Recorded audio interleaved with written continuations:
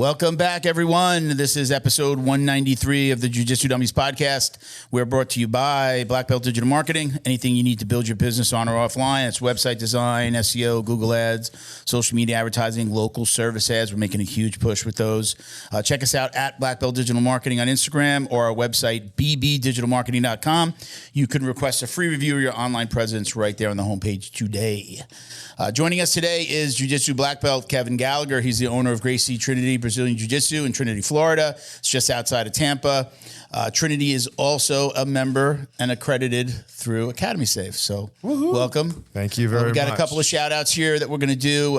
So just bear with us. Be patient. I'm here for you, brother. My name is Milton Campus. I'm a black belt training out of South Florida. Don't forget to like, comment, save, share, click the subscribe button. We appreciate all of your support. Ben, take it away. My esteemed co-host, Ben Stark. Snap. My name is Ben Stark. You can find me on Instagram, MMA Coach Ben. Throw a triangle on that follow button and give me a look. A triangle? Yeah, throw a triangle. Do some ground and pound on that follow button. Whatever it might be, give me a follow. Check me out. I put out fun stuff, commentary, fight sports, etc. If you are in the North Palm Beach area or willing to drive there, come check out the Palm Beach's premier martial arts facility, American Top Team, Palm Beach Gardens, the absolute best in MMA and everything that goes along with it. Palm Beach County's only Academy Safe accredited school. If you care about your family, you care about your kids, check us out, attpbg.com and on Instagram. When's the next kickboxing tournament? IKF. Our next IKF event will be August 30th of the Davie Police Athletic League. And this time we are looking at debuting the IKF version of Sport MMA along with it. We haven't fully decided if we're opening up brackets, if we're going to set up demo fights, handpicked, so that people can get a vibe for it before we break down. Decide what, like we'll do a little breakdown on what it's. What it's going to be. Thank you very much. I appreciate it. Did you fight tape? I got one more thing to go.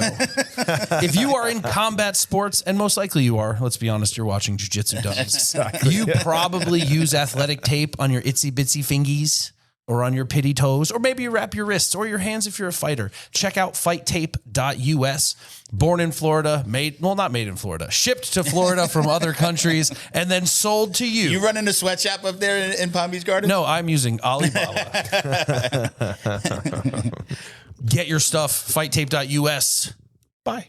That's the website and the Instagram. I don't know why I always feel compelled to say that. Because .us is a weird .us is a weird Instagram handle. You don't see a lot of dots. It's like usually underscores. The first time I saw it, I'm like, are you saying this wrong? No. The dark web. Yeah, right? .us. So Kevin knows. Yes. If you get commentator vibes, I don't know. Do you know that Ben commentates for Combat Night? So I will tell you one thing. You guys are both very clean and polished. I'm very impressed. You guys got it good. It's all downhill. It's all downhill after these shout outs. We don't know what we're doing after this. That was a very impressive. We're not done. Presentation and we're not done. So huge shout out. Thank you for the tee up. Leave it on a high note. I'm out of here. Shout out to Wodify, our newest sponsor. Wodify is the platform that top martial arts gyms use to run smarter. They got automated belt and rank tracking, family account management. I like that. When Chris was on from their partnership manager, he was talking about like not just like being able to manage the kids and the belts, but the parents with multiple kids being able to check in all at once, like not having to have like 5 fobs. I got all these kids, right? And then I actually just put out a video yesterday. He set his automation up. He just hit, congrats to Chris. He just opened. What is it? Maru? How do I say Maru? Maru BJJ out in Colorado. He just opened. So yay, Chris, congratulations. Welcome to hell, brother. One of the things that exactly. One of the things that he said is just like, I set up an automation to remind me to spend 30 seconds, a minute with each student. Like there's an automation to remind him to talk to a student every time that he's there, every day or like once a week, whatever it is, so that he feels like he's giving attention to every student. But think about an automation reminding you like, hey, you need to talk to little Bobby. You need to talk to little Jenny over here, right? Like that was like an outside of the box automation that not everybody would probably ask for, but he's like, I did that for myself. So like the ability to run these automations is really cool. And that really stood out to me as one of the cool things I'm working on my CRM right now, and we're doing lots of automations, and it like AI is allowing us to just say what we want it to do, and then it creates the automation now. Like that's where we're at. So I know that they're going to get there as well if they're not already there. But that app, Wodify's app, really, it gives the students a different experience. Like my gym, love my gym. We don't have a check-in. Mm-hmm. They have some type of CM they're working with. Nobody's checking in. There's no cards for the kids and all that stuff. So definitely they bring a different type of student experience to the BJJ culture. So their team gets the jiu-jitsu community. We said that Chris actually just opened a school. Mm-hmm. Most of the higher ups there, they're all Jiu-Jitsu Academy owners. So they're working at Wodify and then they're going to their gyms at night. So hats off to them, but their team really gets it. So new customers get $100 off for their first month, $100 off for life. And you could book a free demo right there on Wodify.com. Let them know the Jiu-Jitsu Dummies sent you.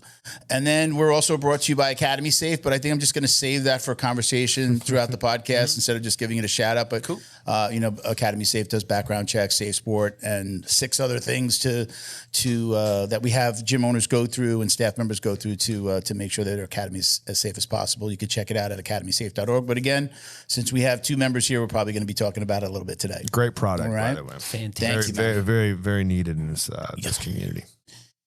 I just reposted. Oh my God. There were 2 incidents this week. Yeah. 2 incidents. Martial arts coaches in different parts of the country, grooming, touching kids. It's crazy. That's horrible. But let's start in a happier place. Yeah, exactly. Let's start in a happier place. Let's just start off and get really pissed. Let's find out. Let's get to know you. That's right. People, exactly. Let's get to the formality, the niceties first. So we can get deep before we dig into the deep dark. Exactly. The unfortunate culture of the this, dirty underbelly. The dirty underbelly of this shit. But so people that don't know you, if you do jiu-jitsu, they're coming across your content. Yeah. You're what is it, Uncle Coach Kev or Kevin? Uncle Coach Kevin. Uncle Coach Kevin on Instagram. Seth Daniels told me it was the worst nickname in grappling. He didn't like that all. It's a mouthful. It's stuck though. Somebody gave it to me. As an Uncle Milty BJJ handle owner, that's my personal one. It's if I threw a coach on the front of that. My daughter's about to pop out a set of twins, so everybody's asking me, what are you going to put, like Grandpa Uncle, or change it to Grandpa Uncle Gramps, Grandpa Milty. So I don't know. Once they figure out what they're going to call me, then I'll change the Instagram handle. But for people that don't know you, let's tell everybody who you are. What's your social security number? Yeah, exactly. Talk a little bit about what first pet. Let's talk a little bit about what first got you started in Brazilian Jiu-Jitsu, or if you're like the rest of us, everybody did some Taekwondo or karate when not me. Mom put us in Taekwondo when we were a kid. But tell us how you got started in Jiu-Jitsu. Let's start there. That's a good one, man. So I used to wrestle in high school, and I was always in some form of combat athletic my entire life. I was a high school wrestler, and I was a pretty good high school wrestler. And I had tried to get into some college wrestling stuff, but I just was either uncommitted or just not as well-rounded of a human being to figure out how to figure that out at that time. And so I started boxing. And I was a pretty legit boxer for a while. I really boxed for a long time. I was planning on going pro, and again, same thing started happening. I was just like, fuck this shit. I'm just gonna party a little bit too much, and never really took it as seriously as I possibly could. And then I started getting some pretty nasty concussion problems that were kind of lingering with me. So I wanted to do something else, and I wanted to get MMA. And because I had the boxing background, I was like, let's start doing some jiu-jitsu. And I was going to be an MMA fighter for a little bit because I felt like I had to do something. And then I just stuck with jiu-jitsu after I realized the concussions kept coming back. And here we go. I just started competing in jiu-jitsu and training in jiu-jitsu. That was probably about 2009 or so. And yeah, man, now it's fucking almost 20 years later, 17 years later, and I got a gym and I'm still cranking out. I still get my old ass out there to go compete. It's a weird thing that drives me, man. So you're up there in that. Well, I mean, we reference it as like the Tampa market because Chris is on the board for Academy Safe now. Yeah. We've had Joshua's up around that area as well, right? Joshua's part of that team. Yeah. A little bit. Yeah. Tell us about some of the people that you train with. I believe you said before, right? You have your black belt under Matt Arroyo. Yeah, I'm UFC fighter. Matt's my head coach, my main coach, former UFC fighter Matt Arroyo. He was on The Ultimate Fighter season 7, I think it was. I'm good friends with Monster Lobster. I come from the Monster Lobster was season 3, I think he was, but some of the OGs of the original Ultimate Fighters, and they came from the Gracie Tampa lineage, which is Rob Kahn, and Rob Kahn got his black belt from Hoist. He was one of Hoist's official black belts. So like we're kind of, I pride myself a lot in that lineage because it's weird that, a lot of people, and I don't mean this for any other reason than just to say it, a lot of people, and there's a lot of conjecture between who was the original creator of jiu-jitsu. Was it Helio? Was it Carlos? Or was it some of the other Japanese guys that came over that just didn't get enough credit because they weren't as good as marketers as the Gracies was? But, I hang that picture of Helio up on the wall, not because I deify him as some particular god of jiu-jitsu, but because I can trace my heritage and my legacy directly back to Helio. Like I could call Hoist. He might answer the damn phone, but I could call him. You know what I mean? Yeah. Like I've hung out with him a couple of times in Vegas and we go have dinner together and shit like that. Like there's a direct connection to the source through my lineage, which is something that I'm proud of, It is really cool to know like jiu-jitsu is not that old of a sport. Like for myself, it's me, Ricardo Laborio, Carlson, Carlos, Mieta. Yeah. Like that's not that long. Yeah. We're technically all of us are on the forefront. Yeah. It really is true. It's crazy. It's not a very, and even if you think about it, I'm pretty fairly good friends with Robert Drysdale.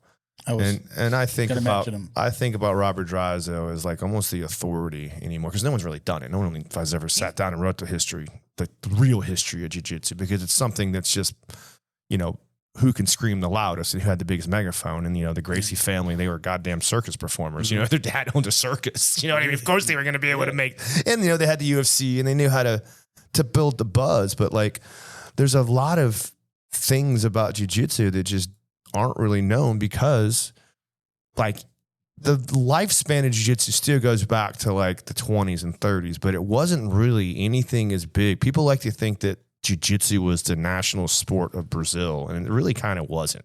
It is now.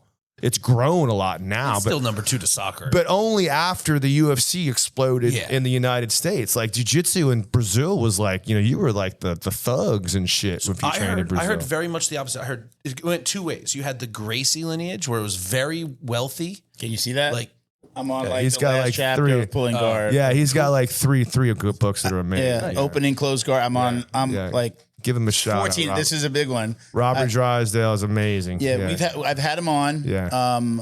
It's like a 14-hour audio book. Yeah. Loved it. Yeah. I'm like, I'm right at the end, and the like you democratization of jiu-jitsu is the next one, and then there's another one that's like modern jiu-jitsu. He's got 3 books that are outstanding. I saw him out in Austin. Was it Austin?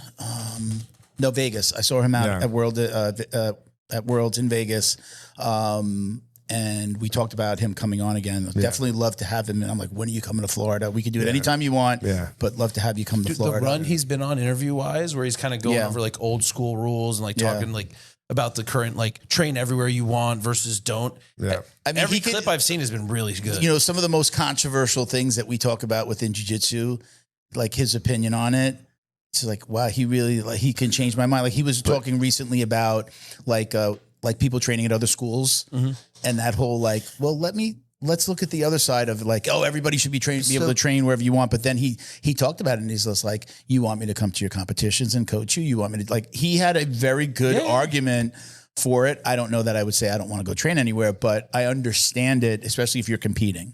So what were you going to say, Kev? He, so prior to Robert Drysdale, there wasn't really anyone that actually went out and did the work to present a verifiable historical account of where jiu-jitsu was started and how it blossomed into what it is today.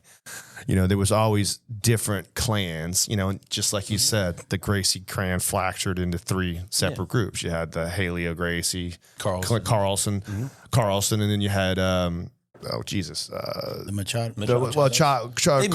Carlos Sr. Yeah. You know what I mean? Like, and then you had the Machados that kind of had their own thing, but I think the Machados were actually under Carlson in the beginning days with the Brazilian top team.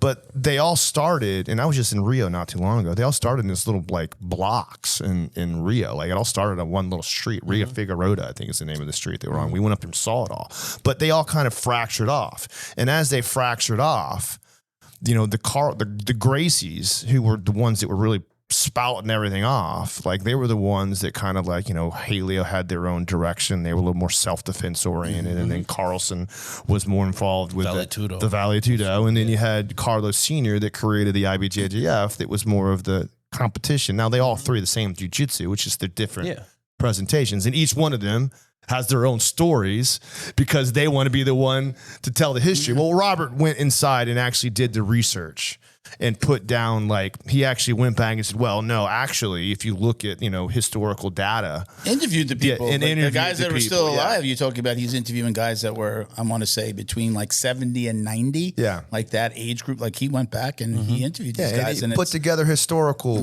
presentations. Yeah. So it's pretty cool to read. Basically got it from the horse's mouth, you know? Yeah. And probably the last opportunity, because as these guys are 70, 80, 90 years old. Yeah, exactly. A lot of them are starting to get too old. And some of the guys in the book are like ancient. If you are like a jiu-jitsu head who like really likes to get like, you want to get into the minutia of all those arguments.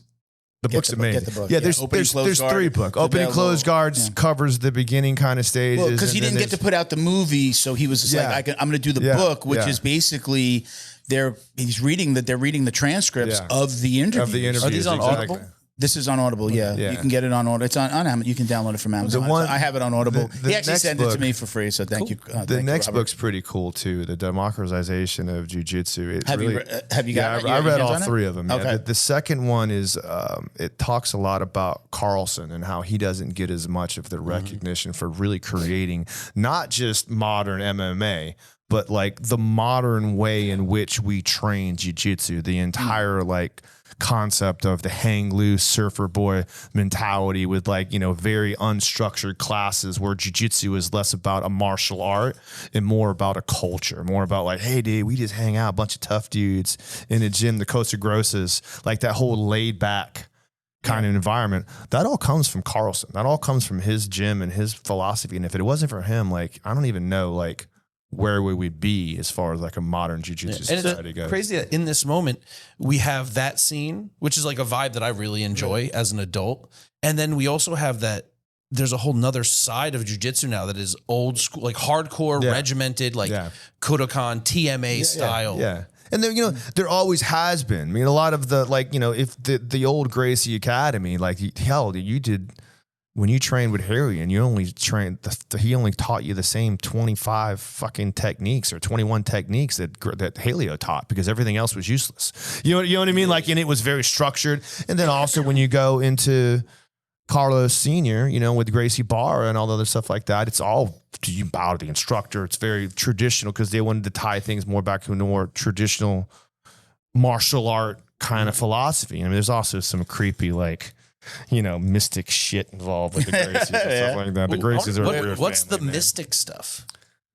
So, because like I know a lot about the sport aspect. What's the mystic stuff? There is a lot about, you know, first of all, the old Gracies, like they wanted to have, like their whole goal in life was to just create as many babies as they possibly could. Yeah, like it's a thing. Dude. It's a thing. Like Haleo actually, there's a very funny story that I don't remember if it was Hickson that told it or like Hoist told it. There's a story about, you know, obviously Haleo had 2 separate families. His first wife, the one with 15 kids. He's the one with 15 kids. Carlson has a lot too. I mean, they're in the running, but Haleo in particular, he's married to his first wife and they had 4 or 5 kids. She couldn't have any more babies.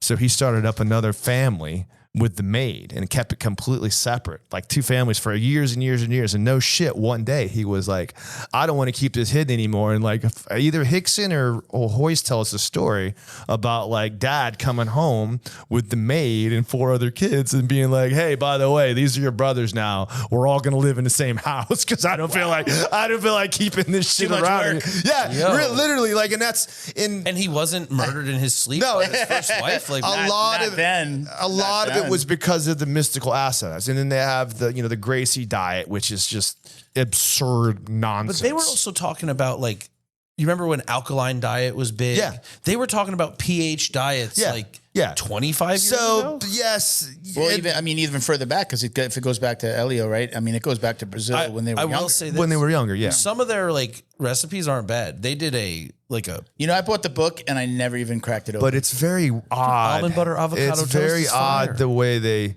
like, you can only eat like red vegetables. Like it's a whole, like when you read the book and you read the science behind it, you know what I mean? It's almost for anyone that's not seen the video, nuts. He's doing air quotes. Yeah, science. it's pretty it's like ridiculous. You ever do like documentaries on cult leaders? Yeah. Like, we only eat red vegetables. But there's a lot, and you look at, I mean, I hate to say it, but if you look at the way the Gracie bar systems are set up sometimes, there's definitely some. There is so much cult activity. Have you guys ever seen the Gracie Baja, the Bracy Gaha? They switch the letters. There's an Instagram. You guys ever seen that Instagram? And they take all their promotional and like flip it. Instead of Gracie Baja, it's Bracy Gaha, and I think it gets taken down all the time. But I'm sure it's the same guy who just relaunches it again. It's funny because Drysdale again even defends those things sometimes because there is. Also, and when we talk about the grander scheme of why we don't have as much, respect and dignity, and sometimes horrible people infiltrate our communities because there's not as much of the traditional foundation of being a martial artist. The poise and the character and stuff that are involved to create that environment. They're islands of misfit and we're missing that. And there's something to Gracie Bar that's cool about it. So tell me about your, like, where does your school fall into that stuff? How do you operate your school? Let me preface that with, sure. I've been thinking about would I open a school a lot more than I have ever thought about it before. As I get older, as kind of like, I know this is going to sound funny to two guys who do it full time, but like almost as my retirement program. Like I want to have my own, like I want to go to the gym every day. Yeah. That's what I want to do in retirement is be in a gym every day. And does that mean that I would open a school? But go ahead. Do you find fun in running a business or do you want to touch? Oh God, I have 3. It's the hardest part. I mean, I have 3. You get so involved in people's lives. It's the hardest part that you don't realize. I mean, for me, the marketing is just like, just put this into the machine that is Black Belt Digital Marketing. So I'm not scared of that part. And my team, like, I'm not removed from, but I do less and less every day. You also have because it's operating on its own. You have so many resources that relate that you could probably run the behind the desk portion of it with minimal effort because you already have so many cogs running on similar wheels. Yeah. So, but I've thought about, like, do I want to be like a Gracie Baja style? Do I want, like, everybody's wearing, the same color gi, the same uniform. You buy my uniform versus like my school right now. We had a guy show up on when did I train yesterday? He walked in a yellow. Cool. It was literally signed in embroidery, Bruce Lee gi, like a Bruce Lee gi. Cool. And it was just, it's that environment. Like, just be yourself. We just ask on Mondays, everybody wear a black gi, get that one big group picture. It's the day that most people show up. And then the rest of the week, it's just like, chill. It's more of this. It's more like this the rest of the week. So, as a business owner, are you making people wear your shirt specifically? Can they do whatever they want? What type of gym do you run? So where do you fall? I'll give you the whole kind of philosophy I have behind that, and just a lot of it is based upon where I come from. If you talk lineage-wise, you're saying lineage-wise, and the way I was brought up.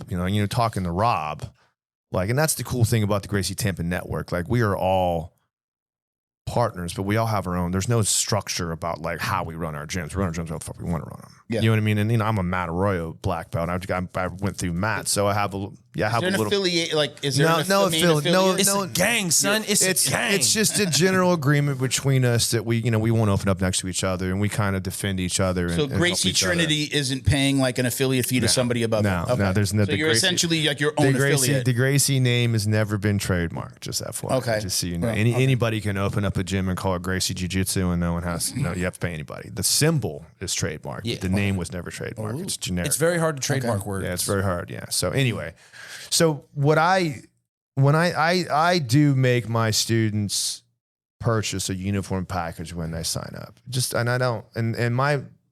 when I tell them that, I tell them, look, first of all, you got to get fucking gi anyway. A lot of the guys are saying, why not buy mine instead of buy something offline? You know what I mean? What the hell is, just give me the money, and I got to run a business. Yeah. It's hard. You know what I mean? But running a business ain't easy. Yeah. But I don't care what you wear.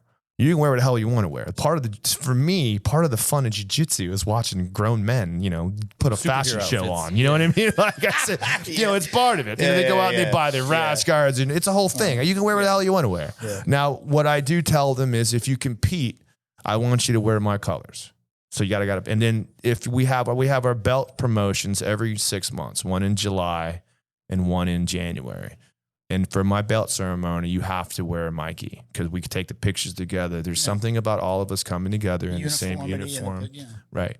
But as far as like where I lie in, my position as a gym owner, as far as like, do I consider myself to be this deity that, everybody has to look to me? And obviously, right? I mean, the answer is obviously. Do you see the salt and pepper in the? Of course. I don't think you guys got my rider. I'm supposed to have green M&Ms here, but we'll let it slide. Dude, do we have M&Ms?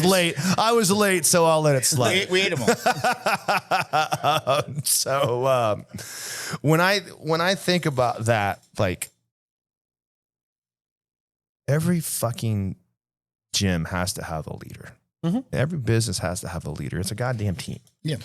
And, in order to be a leader, you have to have some sense of authority because you're the guy that calls the fucking shots. And you have to set an example and lead by that example and do everything you can to make people follow what you do. Mm-hmm. Because that's what we do here. That's what we're fucking doing here. Even my grown men. I never think of jiu-jitsu as we're just coming to learn martial arts. And that's just my personal opinion of it. To me, the martial art and the jiu-jitsu part is secondary to building better characters, right? And creating a community for all of us to be a part of something bigger through the wonderful power of jiu-jitsu. Now, you're going to learn fucking how to defend yourself, and you're going to go through that strife and get stronger, right? But there has to be someone that leads the goddamn thing. And believe me, I laugh about it. It's fun for me, but I also do not like it very much because I don't like the fucking pressure, right? And I feel weird when people come up to me and like, oh, Coach Kevin, Professor Kevin. Oh, do you know what I mean? That shit? I shut that shit down so fast. I make them call me Coach. You can call him, put something in front of my name. You put Coach, you put Professor. I'm a goddamn black belt. Yeah. You know what I mean? You're going to run the goddamn place. You're going to put something in front of my name. You've been training longer than a doctor, than a doctor trains. Even like if you just like were at your black belt, average 10 years, I think there's something to be said. I earned that shit. I earned that shit. I think we've all earned that. But don't make it weird. But don't make it weird. It's not hero worship. Like, yes, sir. Bro, we are at the ale house watching the UFC. Chill out. I have made a joke where I tell all of the kids in my academy, not my academy, but where I train, if you ever see me out with my wife, I want you to come by, say hello, Professor. I want you to bow, and then I just want you to walk away. You don't say anything. Don't make eye contact. Nothing. And then pick up my tab and wash my truck. I actually don't think that my wife has ever heard somebody call me Professor in front of her, but that's a joke that I've made. I'm going to do it, though. But I don't. If I ever see two together, I'm like, but I'll also say this. We can laugh about all that shit, but there is also, people need leaders. Mm-hmm. People need a reason to have an image for someone to feel better about themselves. They need to have that validation from someone. I think that's what's expected from the parents who bring their kids in. Right? Even my adults. And if that means for every once in a while, I have to act like I'm, and I don't, believe me, I'm not making everybody bow to me. I don't give a shit about none of that stuff. But I sure as fuck, when someone comes up to me and they have that little dreamy look in their eye, Like, and they do. Grown men, like, it's weird. Yeah, I'm not gonna lie, it's weird. But I don't care. It's true. Because whatever reason they need, like, I'm gonna do that. Like, it's a perfect example of that. Like, I don't know why, but I've made a pretty significant name as a competitor in my local region, and there's people that know me and shit like that, and I've got my social media and shit like that. And like little kids every once in a while, and it doesn't happen as much, but it did when I was competing a lot. Like after a competition, a little kid would come up to me and want to take a picture with me. Yeah. And I'm like, for real? Half the time it's the parent like, go take a picture with that. Exactly. It really is. The parent is the fanboy or girl, you know? But I don't care about whatever reasons. And it's just made his day. But I just made that little fucking kid's day. And if that little kid goes home and trains harder and does a little bit better in life because of that one, they met me and they don't I'm a fucking shitbag. I mean, I'm not really on it. I'm like, if you follow me around the house, everyone, I mean, I'm fucking, I'm single. I'm 50 years old. You know what I mean? Like, I'm not really, I don't consider myself to be this pillar. I mean, I work at it because I know how important it is. You know what I mean? You can't say that a fan photo doesn't like give you the tickles. No, it is 100%. Awesome. It's awesome. It's fucking cool. But I do it because somebody has to. Yeah. And that's the way I run my gym. Now, it's very easy going and light, but I'm not there to crack whips. I'm not there to be a salvation. Motherfuckers take advantage of that. Yeah. I mean, that's manipulate that. And then Academy Safe was born, right? That's exactly why we did what we did. Because of that hero worship and that, putting black belts on a pedestal, and certain people can have those accolades thrust upon them and just be normal. Like you said, go home and just be you. And then there's some people that go, and they let it go to their head. It's evil. And it's really hard not to. I mean, I'm not going to lie, dude. Like, you have to beat that shit back because I literally, I'm not even fucking with you. And you probably guys know this, you're black belts. Like, you could call, like, there's 4 blue belts on my phone right now. that I'd be like, hey, dude, could you go do my laundry for me? And they do it. Hey, dude, like, I know it's last minute, but could you go by and feed my cats because I'm gone in Tampa? Like, you know what I mean? They would drive 45 minutes to go do it because I asked them to. But I don't. Because I try to, like, every once in a while, I leverage it. You know what I mean? But I'm not...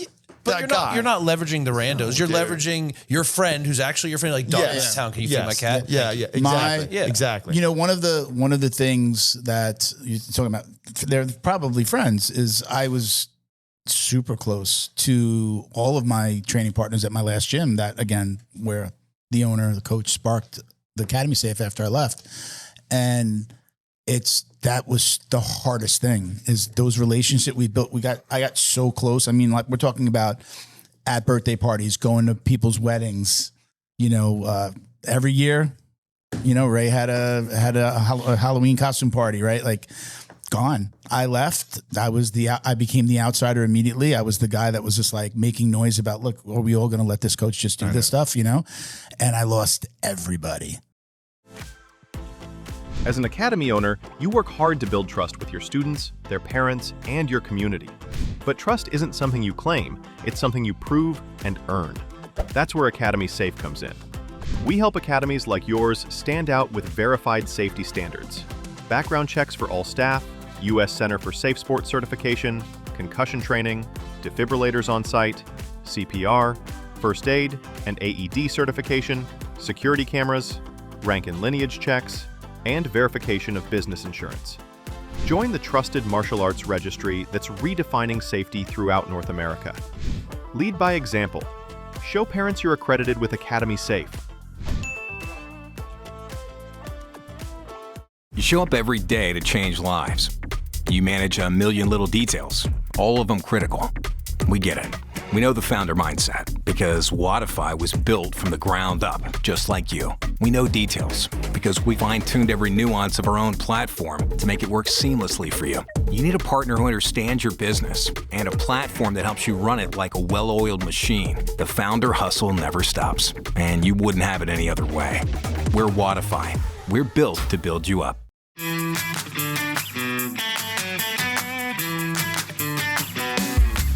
Is your business getting lost online? Black Belt Digital Marketing is a full-service digital marketing agency that helps you get found, get leads, and grow. We specialize in local and website SEO, so your business stands out when customers search. Our website SEO makes sure your site loads fast, ranks high, and stays ahead of AI-driven search, so customers find you first. More visibility, more clicks. More customers right when they're ready to buy. Grow your business online with Black Belt Digital Marketing. Visit bbdigitalmarketing.com or call 9542-204932 today.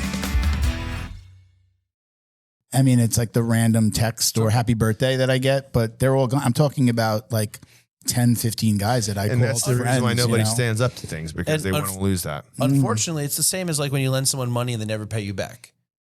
Good. Now you learned you paid for the information. That was like getting a private. Yeah, it's like college. My buddy calls it college. Yeah. Like when you find out someone is a despicable person, and they're like, "No, man, it's cool because like you know my wife is friends with their wife."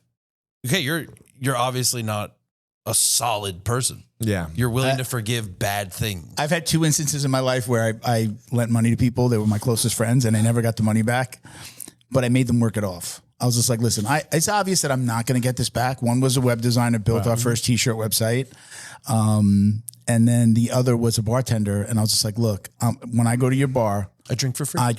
I'm going to take I'm going to tip you still, but I'm going to take $50 off of it was like thousands of dollars. We went to Vegas and I was just he was just like, had no money. And he's like, can I get another 200 Yeah, sure. I had it at the time. And he never paid it back. He built a sound system in my truck. Would go to the bar, never paid me back a dime, but I get it. I didn't cut him off. Both of those instances are one is still a buddy. I didn't cut them out of my life. Sometimes leverage is the most valuable thing. I was like, listen, look, you're gonna help me. Oh, there's no one I've given that much money to. Like I'm talking like $100. It's a reasonable amount of money. It is enough that I want it paid back. I was so stupid that when I had money, when I saw friends in trouble, I would offer like, hey, do you need a couple of bucks to get by? You know, and I would do that, and it bit me in the ass every single time. I think if I never got any of that. Approaching to help, you have to assume it's not. That's a gift. Yeah. But if they're like, can you help me? My bestest friend on the planet at the time, I offered him money when I found out that he was going to file bankruptcy, and then he wouldn't take it. And I was just like, thank God. He's like, dog, I'm trying to file bankruptcy. Don't But yeah, I mean, look, it's, jiu-jitsu is this weird, we were saying cult before, it has its culty things that kind of rear its head every once in a while. We all know someone who runs a cult gym. And here's what sucks. They're normally really successful. Yeah, well, the thing is, you can have defer to the gym owners, but you can have it can have its culty things. I don't know what the right word would be. Like it could be somewhat culty, but it could be good culty. There's a difference, though. I mean, it's when it goes to bad culty, and it's just like the hero worship. There's nothing wrong with Gracie Barra, and I'm not using Gracie Barra as something other than like when people think about cults. There's the name Gracie Barra. I mean, everyone else uses them for it. Exactly. So, but there's nothing wrong with the structure that they run their gyms. They have rules. They want you to sign a contract. Hey, you did that. They want you to wear the uniform. Hey, nothing wrong with that. They want consistency. It was all free will. They don't want you to cross train, right? All of these things make sense based upon they believe they have proprietary information and they believe in the culture that they have established over the course of the long haul. As a business, they're doing the right thing. And that's exactly. The problems occur when you have people that run these gyms that manipulate that become bad people, right? And then they take advantage of that. And goddamn, is it so easy to fall into that trap. It's so easy to realize, man, fuck, I can manipulate this. You taste that little bit of like sweetness, which is why I do my best to beat it back every time it comes up. I try to fucking, dude, fuck that shit. Well, so I kind of also understand. This has happened. I can cite an example where it happened at my old gym. The coach took advantage of the fact that an adult student's son was so close with the kid. Like they both trained. The mom trained. She was a single mom. She trained, and the kid trained. And he took advantage of the fact that allegedly he had showed up at her house, walked into her house naked.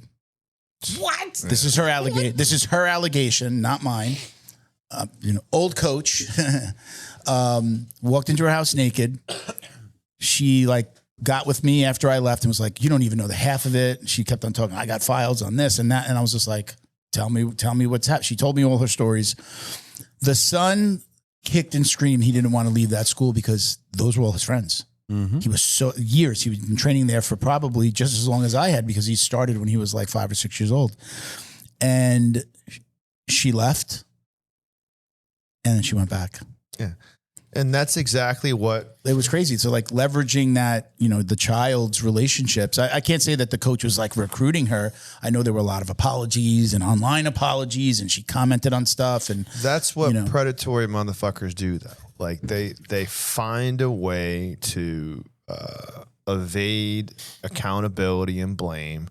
And then they get away with it. And guess what? Now they're empowered even more to continue to do it because they got away with it. That's what drives me nuts about the people that didn't leave my school. It makes you crazy. The cycle just gets stronger and stronger. We had a huge female presence and the women, it kills me that the women don't realize the fact that you're on the mat helps them recruit more women. And then you're bringing, because our situation was inappropriate behavior with adults, with adult females, with the male students' wives, girlfriends, ex-wives, all that kind of crazy stuff. It sucks, but there's nothing legally wrong with that. Morally reprehensible. Mm-hmm. Yeah.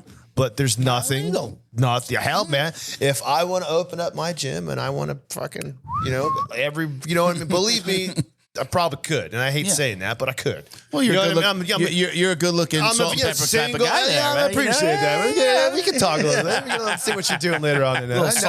I noticed those pretty. I noticed those big old blue, pearly white teeth. I make it weird. Look at that smile. I had to make it too real. He's really like you saw right through me, Kevin. I had to make it too real. Yo, Milty is blushing right now. But the point is I don't. I've been down this road. I would never even date one of my students. I crossed that line once and it was a bad problem when I was a coach at another gym and I swore I'd never do it again. Yeah. And I would never do that. And I tell my coaches, do not do that. Maybe I'll give them one. You get one if it's real. You know what I mean? And then start using the then we're done. And I really don't want you to have one. Yeah. You know what I mean? But if you come up to me and you say, "Hey, look, man, me and so like we really like each other." All right, cool. That's your fucking one, dude. I've met I've met my wife at work.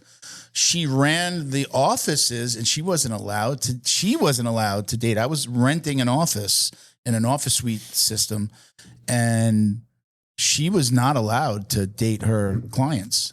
And we clicked, we started dating, we had to keep it hush hush, and I wound up marrying her. So I understand that it can you're gonna meet people where you spend the most time. For you guys, it's on the mat. You're gonna meet somebody, you're gonna click with somebody. I get that, but you have to make a conscious decision. Yeah. Dude, is it business? Is it relationships or is it business? So when you saying it better be real, it better be real. It can't just be, I used to write, and I got my start. I mean, I started in this shit. I used to do the Jiu Jitsu Times. I did the Jiu Jitsu Times podcast, but I wrote articles for the Jiu Jitsu Times, and I have my own site. I've been writing articles about this shit, and I've been covering this particular thing for a very long time. There's lots of unsavory freaking circumstances that have popped up that I've been, as a journalist, researching and looking into. And I've come to the conclusion that people are grown-ups. I can't control what my students do. I don't like it as much. I can keep an eye on it. If you're a piece of shit and you're fucking running through my fucking students, I'm going to give you the fucking, hey, bro, you need to get your shit together or you're fucking gone. Respect my fucking people. But, I can't control what grown people do in an environment. If a female student and a male student want to make a connection, it's whatever. None of my business. Those are students. Those are students. Employees, very different. But I can sure as hell control what my employees do. And I can't. It's just not worth it at all. It's horribly, you're taking advantage of the most precious piece of the jiu-jitsu part. Because again, when you become a coach in jiu-jitsu, there's no other way around it. You are going to be looked at as, oh my God, this person is someone that I admire because they're good at something that's called jiu-jitsu. Yeah. Right? And sometimes that admiration can be mistaken for passion or be mistaken for I like this. Oh, wow, he's so sexy because he's good at jiu-jitsu. He's such a good coach, right? Now, when you violate that relationship you are violating the most essential dynamic of the coach-student relationship, which is that trust that this person has in you. Like, this person trusts you to make them better. This person trusted you to make them a better jiu-jitsu practitioner. You're taking advantage of the fact that they think you're hot because you're that. Like, it's horrible. It's disgusting to me. In jiu-jitsu, it is, in my mind, you guys can tell me if you disagree, but in my mind, jiu-jitsu is a little bit different when we're talking about martial arts because of the intimate nature of how we fight. We're rolling around with each other. Yes. Things are touching, right? You're rolling around, male, female, adults with kids. It's a different dynamic than hitting pads at the Taekwondo Academy studio. You're dojo, very intimate. right? But it's also a very what makes intimate it- sport. It's also what makes jiu-jitsu the greatest martial art on the planet for self-defense. And I say this all the time. Like, jiu-jitsu isn't the greatest martial art for self-defense because of the techniques. I can make that debate because I love jiu-jitsu, right? However, if you look at it, there's techniques of Krav Maga and karate that are superior, particularly when we're talking about fighting multiple attackers. You know what I mean? Like, if I'm practicing to take a knife out of somebody's hand, that's a real world thing. Now, the difference between jiu-jitsu and those other sports is that we are able to recreate the highest level of fighting interactions over and over again because it's safe. Because if we're fighting each other with the same strength and power that we're doing karate, if I'm trying to punch my hand through a brick, I can't hit you like that because I'll fucking kill you, right? So what happens now when the brick starts to fight back, right? You're not recreating reality. If I'm taking a plastic knife out of somebody's hand, right, it's not the same thing unless that's a real knife and they're trying to kill you with it, right? Jiu-jitsu allows us to recreate that scenario, grappling at the highest levels, intensity, sweating on each other, holding each other, being pinned to the ground, being in compromised positions, strangulations, joint manipulations, because we can tap and reset and do it again. There's not a whole lot of other martial arts that recreate that. Muay Thai, the other things, but still, you can only do Muay Thai for so long because you just can't get kicked in the fucking face. It sucks a whole lot worse than jiu-jitsu does. Works fine for me. Anyway, I drove for like 4 hours. If I talk too much, bro, shine a light. in my It's a face, it's dude. a talk I show. don't wanna Don't worry. I don't want It's a talk show. hijack your show. Let's talk about, you're here to do some coaching. You said, how important is, in your mind, is competing? Fucking started on this shit. How do you feel about the competition scene? So I'm going to give you my philosophies on a competitor, and I'm going to give you how I feel about the competition scene in that retrospect. And it's almost evolution / de-evolution or devolvement over the last few years for whatever reason. And maybe I'm just an old man shaking my fist at the air, but I'm waiting for my curmudgeon-y stage. yeah, it's coming. It's how long is your gym been open for? 11. Okay, you're getting there. You're there. Yeah, I'm 5 in. Oh, dude. You know. I've turned a lot of corners in the last 2 years. Once getting in like more with like Maya and CMA, and a lot of it was like, I'm starting to make sense why we do some of the things that I was like, why would we even bother with this in my 20s? Yeah. Like, That's why. Yeah. So when I think personally, I started competing and continued to compete because, I had a pretty rough childhood. I had a lot of trauma in my childhood. I had a lot of bad things go down in my life, and athletic competition became my escape. It was my thing to kind of get away from everything. And I was always an incredible athlete. In my early years, I played soccer, wrestling was my big one. And I just did it because I had to get away from things. And that continued and carried on throughout the course of my life. Even now, I'm 50, I still compete. And I'm losing it a little bit because I'm tired and just kind of over it. And I've done it my entire life. But there's still a few things that I want to accomplish. And I can't tell you that there is a true joy that I felt throughout the course of my life, not just competing, but the grind of getting ready, like going out there and being on the mats with my fucking people, my homeboys, my Dan Martinez's, my fucking Robbie D'Onofrios, and my guys that were there to get me ready, and hanging out with the young bucks and being like, oh, Coach Kevin, you still got this shit. So like, there's that beauty of competition that I love, that I try to instill onto my students, particularly my younger kids.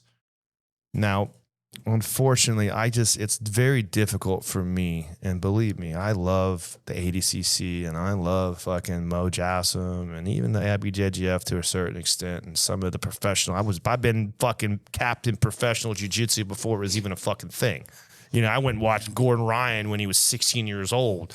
You know, I was on cards with fucking Gordon and fucking, Gary Tonin and all these guys back before fucking, it was a bunch of dudes in a college, high school gym watching it and shit on some bullshit stream.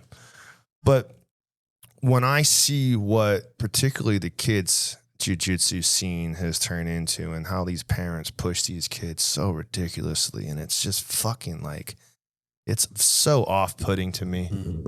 And I watch this and I'm like, dude, what? When did we lose sight of what we're doing here?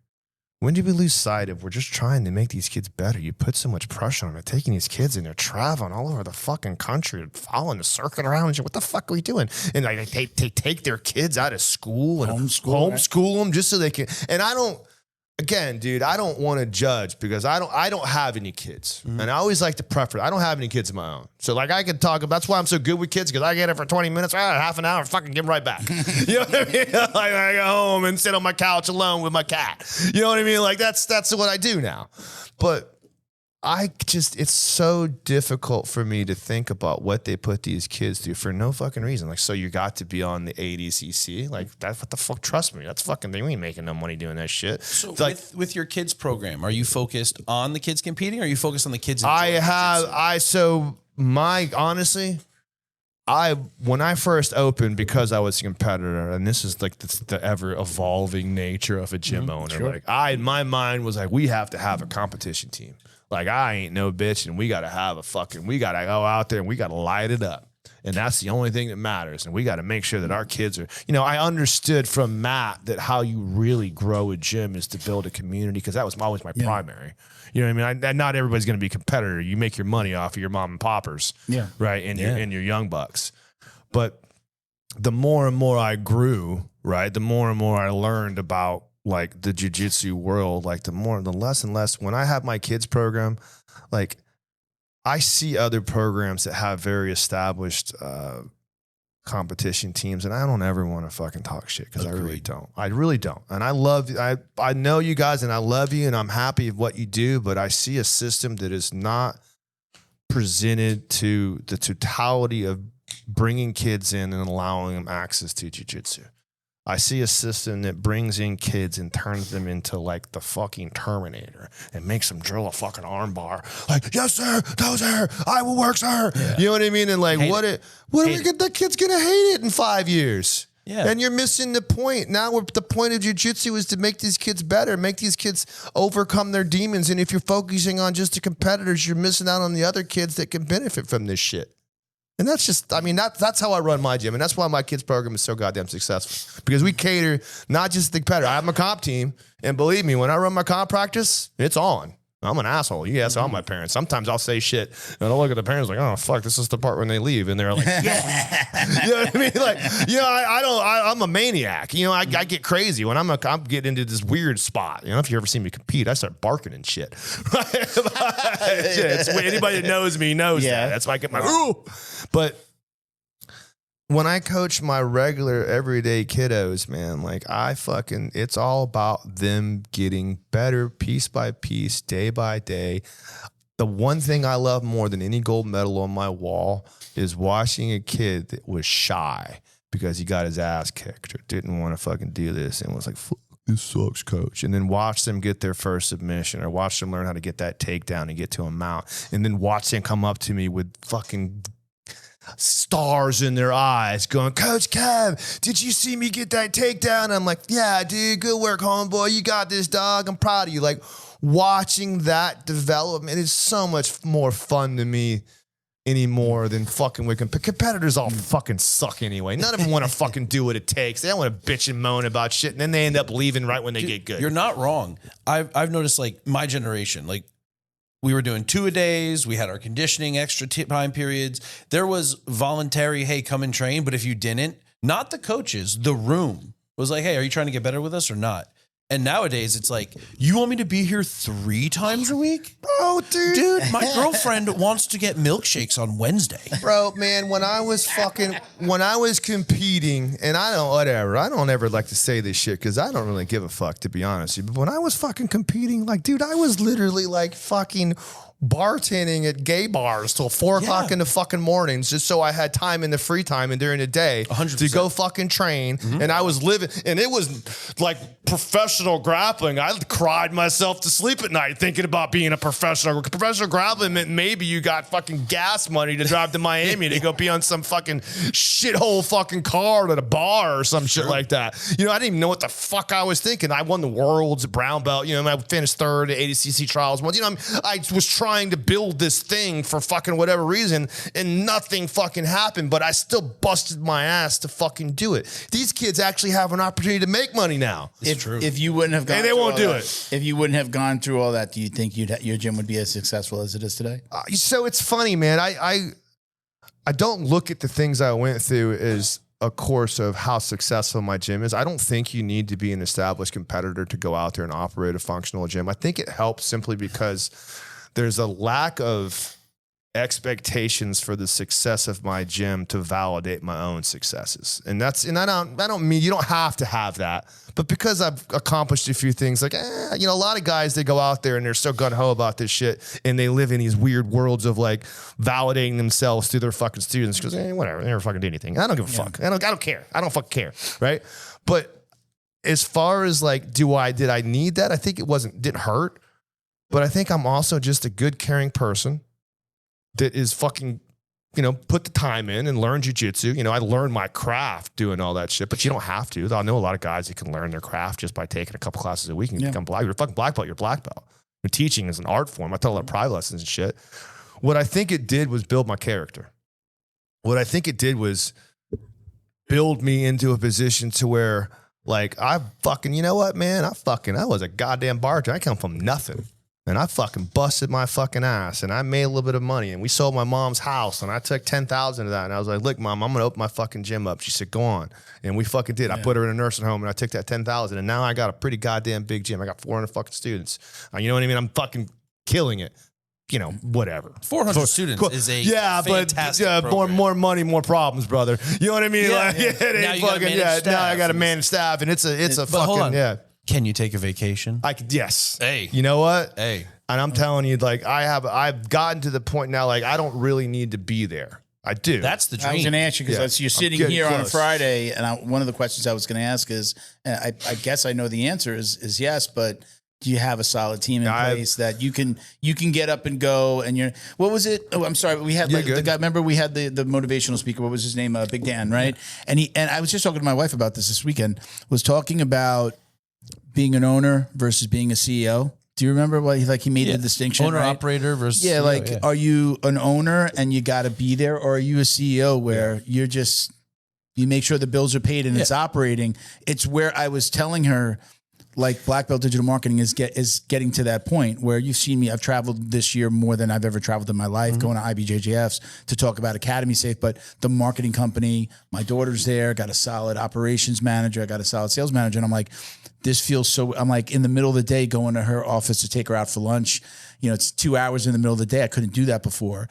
I'm like, it's like, it feels really weird to be in that place where it's the company's running, things are good, and I can take some time because I have the right people in place. That's, you know? So if I was thinking about my business as a child development, I would say I'm pushing towards the end of adolescence, where upon like my business, like you take a teenager, you can leave them home for the weekend, but you can't let them go get an apartment yet. You know what I mean? You know what I mean? Like that's kind of where I'm at with my business right now. And I am, believe me, through and some of the other programs, you know, and I was blessed enough to have Chris Rodriguez as a mentor, Yeah. Matt Arroyo as a mentor. Like every day I trained at a ridiculously successful gym, so I knew exactly what I was doing. And Matt's like my brother. Matt, I love you. I will say this every day of the fucking week. We Matt's spoke to my Matt dog. about coming on the show. Yeah. Matt's a tough one. Matt's a tough one to lock down. I didn't push it. We met. It was actually the people we were talking about before that did your social media. Yeah. He kind of like introduced me to him, and he's like, "Hey, we really need to get you on the show." I don't do a lot of chasing. If he's in Miami, if he's ever down in Miami, I will let you know, and I'll do my best to try to get. We could be flexible on the time, like the days and the times if we need to. I can be more flexible than we've been before. Incredibly intelligent guy that knows a great deal about this sport. And love to have him on. The business side, outstanding, outstanding businessman. I always say this about Matt, like. As good as he is, first of all, he's good at anything. He's ridiculously successful at whatever the fuck he wants to do because he's so goddamn driven. Like the most driven person, maybe the most driven person I've ever met in my entire life. Make me feel bad about myself. It's insane how he will I'm going to do this, and he will just will that shit to happen. Yeah. It's creepy how good he is at it. But he's as good as he is at jiu-jitsu, he's even better businessman. Yeah, I just got offered a partnership in a restaurant this week. To do be the marketing guy, but to get a piece. And I was just like, no. And you know what was in the back of my head? Chris Rodriguez saying, chase 2 rabbits, catch none. Yeah, that's it. I've already got 3 rabbits, the podcast, the marketing company, and Academy Safe. But I don't consider those let's just really Academy Safe and Black Belt. Yeah, it's hard. It's hard. I hear her. It's catch 2 rabbits, catch none. And I know better than to get involved with somebody else's experiment. Something I can't be responsible for it. Again, that's the ego. It's the death of all I used to say yes all the time. Because I used to say, yeah, I'll do that. I'll do it for a piece, or I'll help you out with this. You get a little bit of success, and then you think you're fucking Richard Branson. Yeah. And it's the same shit happened to me. No. Like I had a little bit of success with my gym, and before you know it, I'm ready to go out and wheel and deal. I'm going to do the social media. I'm going to do all this. I'm going to build a marketing company, do all this shit, which, I still have a little something. You know what I'm talking about? But as far as I got to sit back and go, wait a minute, why don't we figure out the gym 100% first and get that shit locked down? I've said that to Ben, and I don't know. I know the things that he's involved with, and I'm just like, you're doing another thing. I get tired watching his stuff because he does so much, but he does it all really well. Yeah, I hope. But I was in his ear going, really? Fight tape, combat night, school, IKF. Yeah. You do so much, but you're doing it all successfully. I get that. But younger me, you're younger than me. Younger me, it was just I was like that. I'll get involved with everything. Last year, older me is I don't want to hear anybody's ideas. I'll sit on a board. I'll help you from that regard, but I don't want to be fully responsible for the lives. You want to be able to have lunch at 2:00 in the afternoon. Yeah, I want to do that. I want to do this. Is the most fun thing that I do any day of the week. But it's part of it helps us promote Academy Safe. Black Belt's the main sponsor. It helps so many other things. And honestly, second to jiu-jitsu, second to being on the mat, this is my favorite thing to do because I'm talking about freaking jiu-jitsu. Yeah. And it's it's cleansing for the mind and the soul. So I'm not stopping. We're 7 years in. Yeah. May was 7 years. This wouldn't stop because this is my freaking therapy. But again, when I look at somebody like Ben that's got so many irons in the fire, I'm like, dude. But they're also stacked on top. It's not like they're separate things. They're kind of involved. I've seen people do what you do and then fail it. There's 5 things going and 4 of them are failing. Yeah. And it gets hard. I've been that guy. I've been the guy. My T-shirts, the T-shirt site on our website that's connected on our website started out as wickedtees.com. TEEZ. Wicked Pictures, I don't want to say the word because the adult entertainment company sent me a cease and desist because they were like, we own the Wicked. I probably could have got away with it. So I changed it to T-shirt Insanity. T-shirt Insanity became The Fighter Inside. The Fighter Inside. It's the same web. It's the same website. Sued by Christy Canyons. The Fighter. The Fighter Inside became the Jiu Jitsu Dummies Podcast store, right? So, that failed multiple times. It never really took off. I left $100,000 a year job to run T-shirt Insanity and it failed. Yeah. I was advertising in Rolling Stone magazine, Stuff, Maxim, Blender. I was in all of those magazines. I spent all my money and I was damn. Yeah. Wow, I'd get enough orders, honestly, to cover the bill, but I could never make enough to pay my mortgage. You learn how it goes. So I've been there. So when I see somebody doing a lot, I can't say that I always said something, but I was at the last year when I went to the Maya event. I got a master class because we were in the room. The vendors were in the room, hearing everything you guys were hearing, all that stuff. Chris speaking 3 different times, all the Maya guys, all the guys from Champion. What's the other one? Champion Martial Art. Like hearing all that.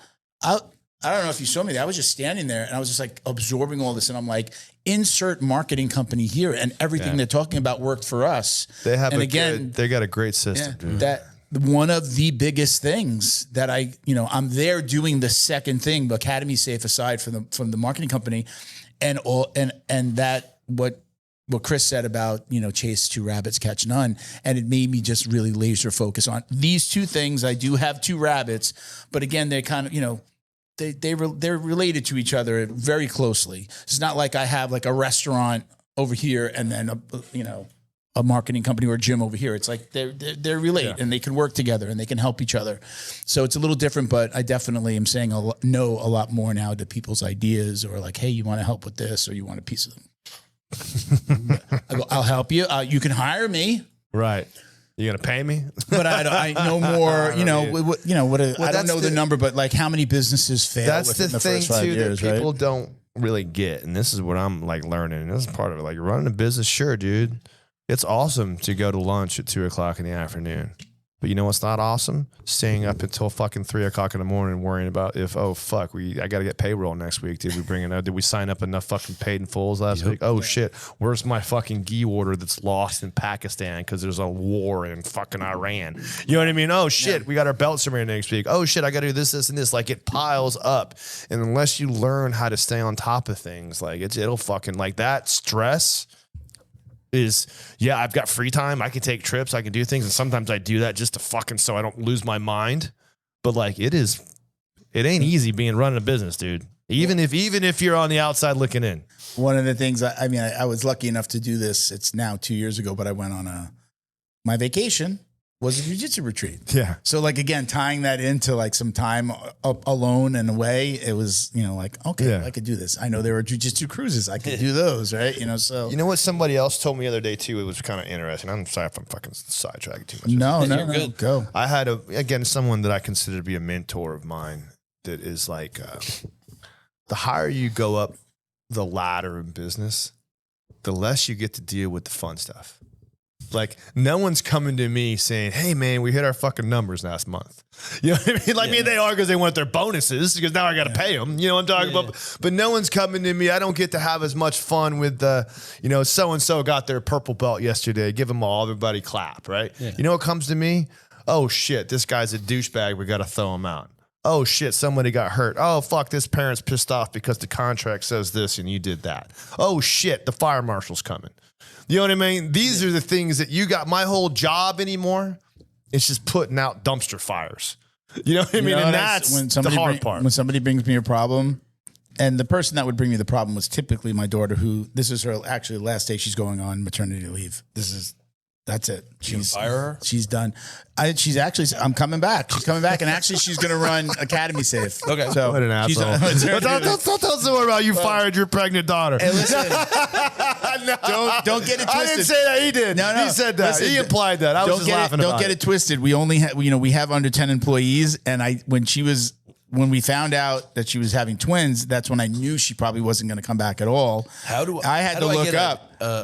Don't get a termination suit here. I had to AI, like, what are the dynamics of maternity leave for a small company? And it's like under 50 employees, you don't have to offer it. Mm-hmm. And I had to have a conversation with them. Like, I can't pay your full salary now. I don't know when you're even coming back. We had to have that conversation, but the conversation is now she's going to work. She's going to work for Academy Safe.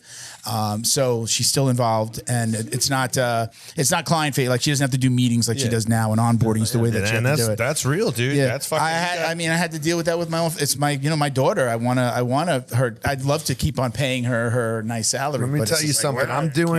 I got to replace you. I'm doing more, and I don't say this to brag, but I'm just giving you optics of it. Like I bring in more a month at my gym than now gross, not net. I bring in more a month at my gym now probably than I made in a year as a bartender 6 years ago. right? And I'm the context of this is like, just because I'm bringing in this big money every month, guess what? The number that it costs to run that motherfucker is a lot fucking higher. So you've got a little bit of money for payroll, you got a little bit of money for rent, you got a little money for some extra shit, and like you got to figure out how to play with all that and still put a little money in your fucking bank. A third, I don't know if I can say this for every industry, but I know for mine, a third right off the top, CRM, expenses. That's easy. Gone. Yeah, it's gone. Before payroll. But poof, before the apps, the CRM, the keeping the lights on, that's a third. That's gone every single month easily. And that's before payroll, bonuses, whatever, paying anybody out. My nut to run my business might be close to what I made in a year as a bartender. Yeah. How big is your facility now? I got 5,000 square foot. Are you in like a major shopping center? No. I got a warehouse spot. You started off in a warehouse? I started off in warehouse. Yeah, it's all been warehouse. Getting 400 people in a warehouse gym that's off the beaten path is gotta be difficult. But I'm in a good area. Did you start with the 5,000 square feet? Was it like when I started, shit, man, I started with nothing. I was subleasing a space from a gymnastics gym. I didn't have a goddamn door. I had a cargo bay that opened up. You know what I mean? I would open it up and then we close it. I love that. I love that feel though. I've never been in like a gym like that, but I mean, Brendan McCatherine has a place like that. It looks like he has like a big. Yeah, we grew from there to about my first 100, 150. Then 2 years ago, we moved into the new space. We started with about 1,000 at the warehouse at the first gymnastic place we subleased. Then we grew that into about 2,500 square foot, 2,000 square foot-ish total, with about 1,000 square foot of mat space. Started off at like 700 square foot of mat space, 500 square foot of mat space. Then, opportunity opened up. I moved into the new place. And when we moved into the new place, we moved closer to like the hub. I'm in this place called Starkey Ranch, which is like, golden. Like it's right in the middle. It's high-end people. People drive up in fucking Audis and BMWs and shit. You know what I mean? It's a beautiful area. And we just exploded exponentially.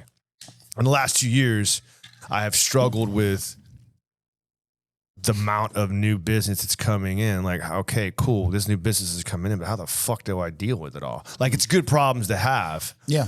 But I'm working on. I say, don't complain about the problems you have. The problems you have now. You dreamed about having. Yeah, like, exactly. You figure out you wanted 400 students, and then you go, oh my god, the work. Now I got 400 students. Now I got 400 students. But we're working a lot. We've been controlled growth is the word that I like to use with people. I'm like, be smart. It was. I did my best. I did my best to control it, but it's also to a point where like I ain't turning business away. We'll figure it out, and now we're figuring it out. We've been stagnant at that 400 mark for about the last 6 months because we're plus or minus 5 or so a month. But I'm focusing a great deal on retention now. That's my big thing. Figure out how do we implement more systems to keep the parents happy, keep the kids happy, and this. We're getting there, but it's a lot of work. Yeah. What do you tell somebody? Or let me ask I'll ask the question this way. When people ask me about starting a podcast, the first thing I tell them is, don't start a podcast. Right. But if you're not going to listen to me and you're going to do it, I'm going to tell you how I did it. And I'll give you the roadmap to how I did it. Yeah. This is how we became successful, and not just successful. It's not just by numbers, sponsors. Yeah. We had a podcast. We have a podcast that makes money. Yeah. What would you tell a new gym owner right now? Somebody that's coming up saying, I'm looking for space. What is your best advice? Don't open up next to me. Go fucking somewhere else. Would you work with somebody that's just like, hey man, I'd love to open up an academy 10 miles away, 20 miles away? I'm working on. Would you be like, let me be an affiliate? I'm working on that. I would love to. I'm working on. That's my goal. I got one gym now, and I'm pretty cranking. I've got a lot of talented people that work underneath me that I would like to be. Like you have a nice boilerplate. It's a little bit easier. to say, once let's do this. I'm getting to have everything scalable now. That's my next year or so journey is to figure out how to make things so dummy proof. Because right now I'm still dealing in a world where I have vitally essential employees because I just had to be like, hey, look, dude, I need you to do this. Go do it. I need you to do this. Go do it. And they kind of have oversight, and I kind of know what they do. But it's a lot of times, like, I pray every day they don't leave or fucking get hit by a truck, because it would be a pain in the ass to recreate that position, because I'm not really 100% sure what they fucking do. Yeah. Like, I'm getting better at it. You know what I mean?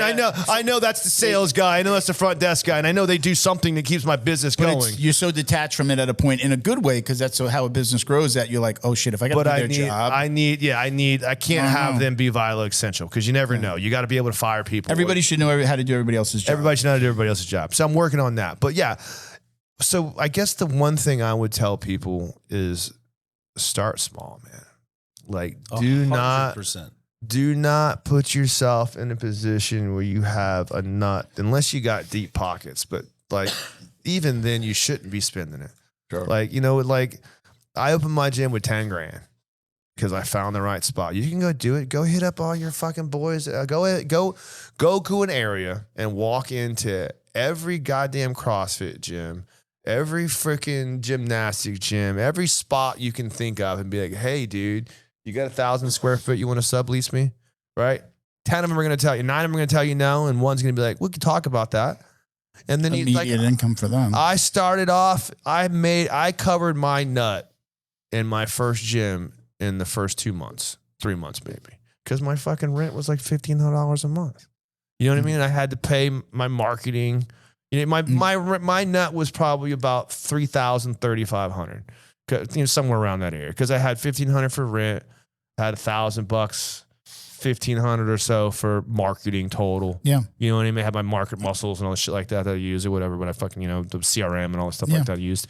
You know what I mean? And like, then you reinvest and reinvest and reinvest, right? And then I had to start bringing something out of it because I had to make a living. I didn't want to bartend anymore, but I kept bartending for a little bit. I worked for a little bit. Luckily, I got to the point I didn't have to anymore, right? But like, be smart. Don't blow your fucking money. Reinvest that shit back in the gym as much as you possibly can. Pay yourself a little bit. Live lean. I'm still living lean.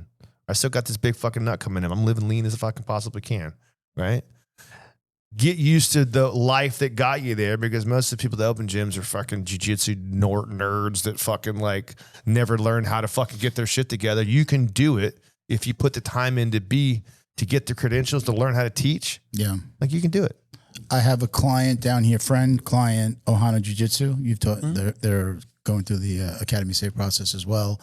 Been down there to teach, been invited to teach a few times, and that's what they did.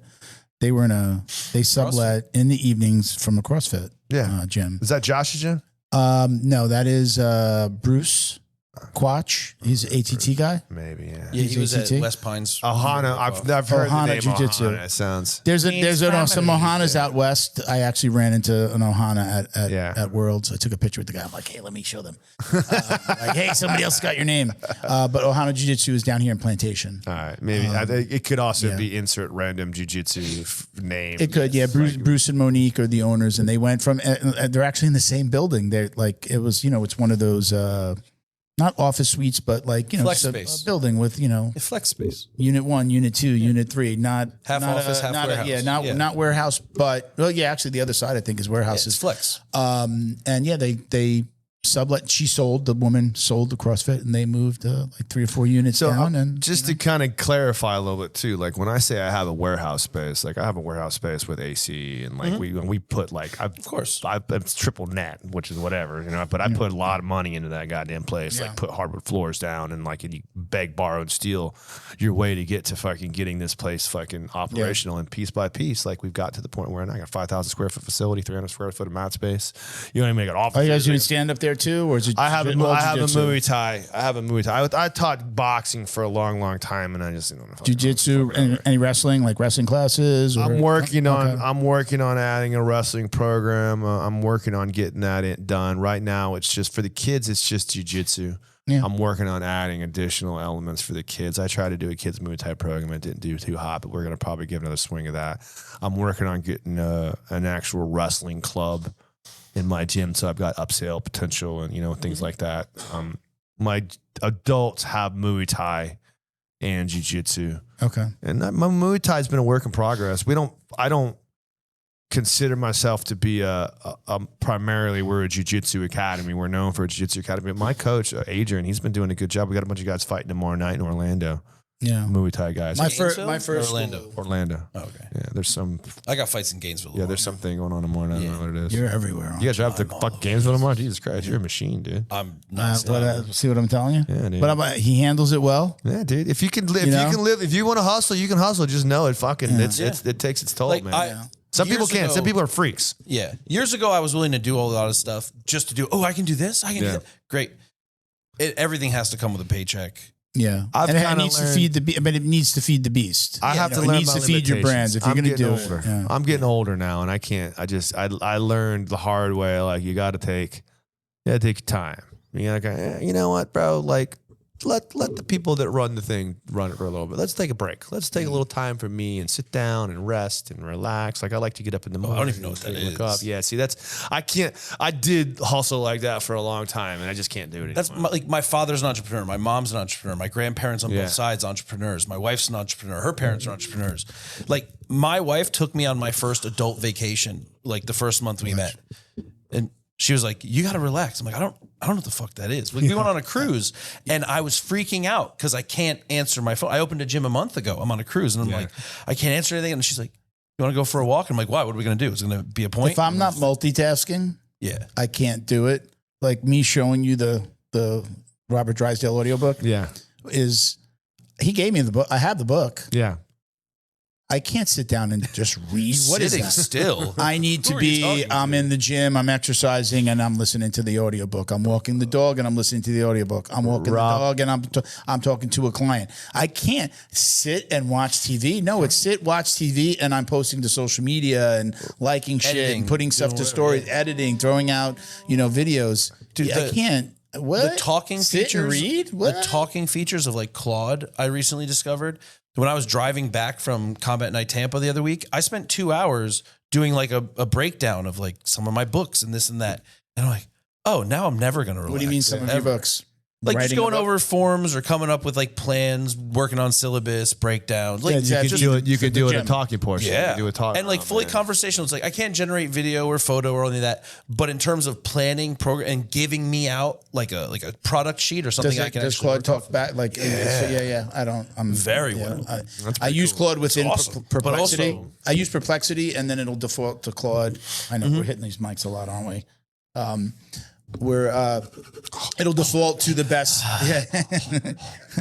It'll default to the best option. So if you want to create a picture, it goes to like ChatGPT. Gemini, if you want to, you want to create like automations and things like that, it's going to go to Claude. And, cool. So it chooses based on your like what you're asking. So that's nice. But I haven't used it where I speak all my questions and my instructions, but it's not speaking back. I've never used Perplexity, but if you use Claude, even the free version, you just go like, "Hey, can we talk about this? I'm doing something else." Like, yeah, sure. And then it just flips and you just have a conversation. Yeah. It's pretty cool. I should actually say there's which is the one?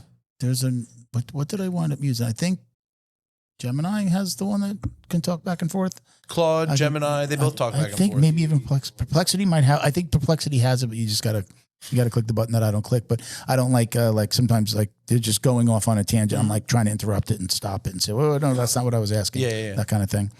But anyway, let's get into Bo's favorite. We got him in the house. Hey everybody, Bo's here today. Well, you got to come here. Come here. Ready? So we're gonna get into a drill down. We've got that part recorded, so he usually just puts it in. Bo's not ready. Bo's here. Has made a special appearance when we have an in-house guest. So I feel honored. Bo. Thank you very much. So let's get into. So these are some of the most popular questions that we get. You can expand on them. We've got time still. All right. But these are the most popular questions that we get from listeners, and. Again, elaborate if you'd like, or we could do it a little like rapid fire. All right. So number one, gi or no gi? What's your preference? Oh man, it's people always ask me that all the time. One of Matt's big mentor figures was Marcelo Garcia. He did a lot of he did a lot of private lessons with Matt when Marcelo had a gym in Miami, and we actually went to New York. We'd had a couple group trips back when I was a purple belt to go. To train with Marcelo. I actually had a funny story. I actually got to go watch a UFC fight with Marcelo Garcia in Newark, New Jersey a long time ago. It was pretty fucking cool. The only BJJ Fanatics video that I've ever purchased Marcelo Garcia, north-south. Yeah, Marcelo Garcia. South choke. I have experience with Marcelo Garcia that most people don't. I was Marcelo Garcia's boxing partner a lot. Oh, no before shit. He fought when he was down, because he went down to ATT. Here's what bummed me out. I got to box with him every day. Yeah. I was never allowed to roll with him. When it was time to go live, there were better people. Yeah, I forgot he went down. When he did his MMA. I got to roll with him a couple times. But the point is that Marcelo was very adamant about at his gym, you train equally in the gi as you do in no gi. And I have, throughout the course of my career, trained equally in the gi and no gi. I am a brown belt, Masters 3 world champion in both gi and no gi, and I have competed in both the gi and no gi. And a lot of people, it's hard to say which I like better, because depending on what I'm getting ready for, I'll do that. But like if I have a gi match, I'll train no gi. It's fucking jiu-jitsu. If I have a no gi match, I'll train fucking in the gi. I don't know all this. Oh, no gi is the gi. It's like, dude, nothing bothers me more than when a fucking dude who's never trained jiu-jitsu before in my life comes into the gym and goes, well, I'm not going to train in the gi. I'm like, what the fuck do you even know?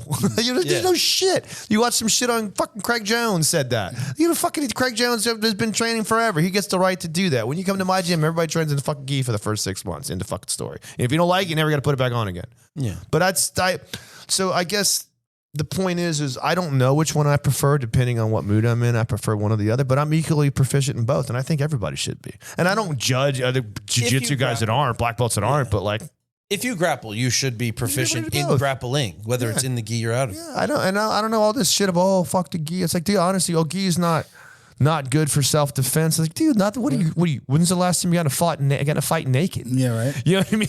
Like, last Thursday. Yeah, I knew you. I can see you. I see you.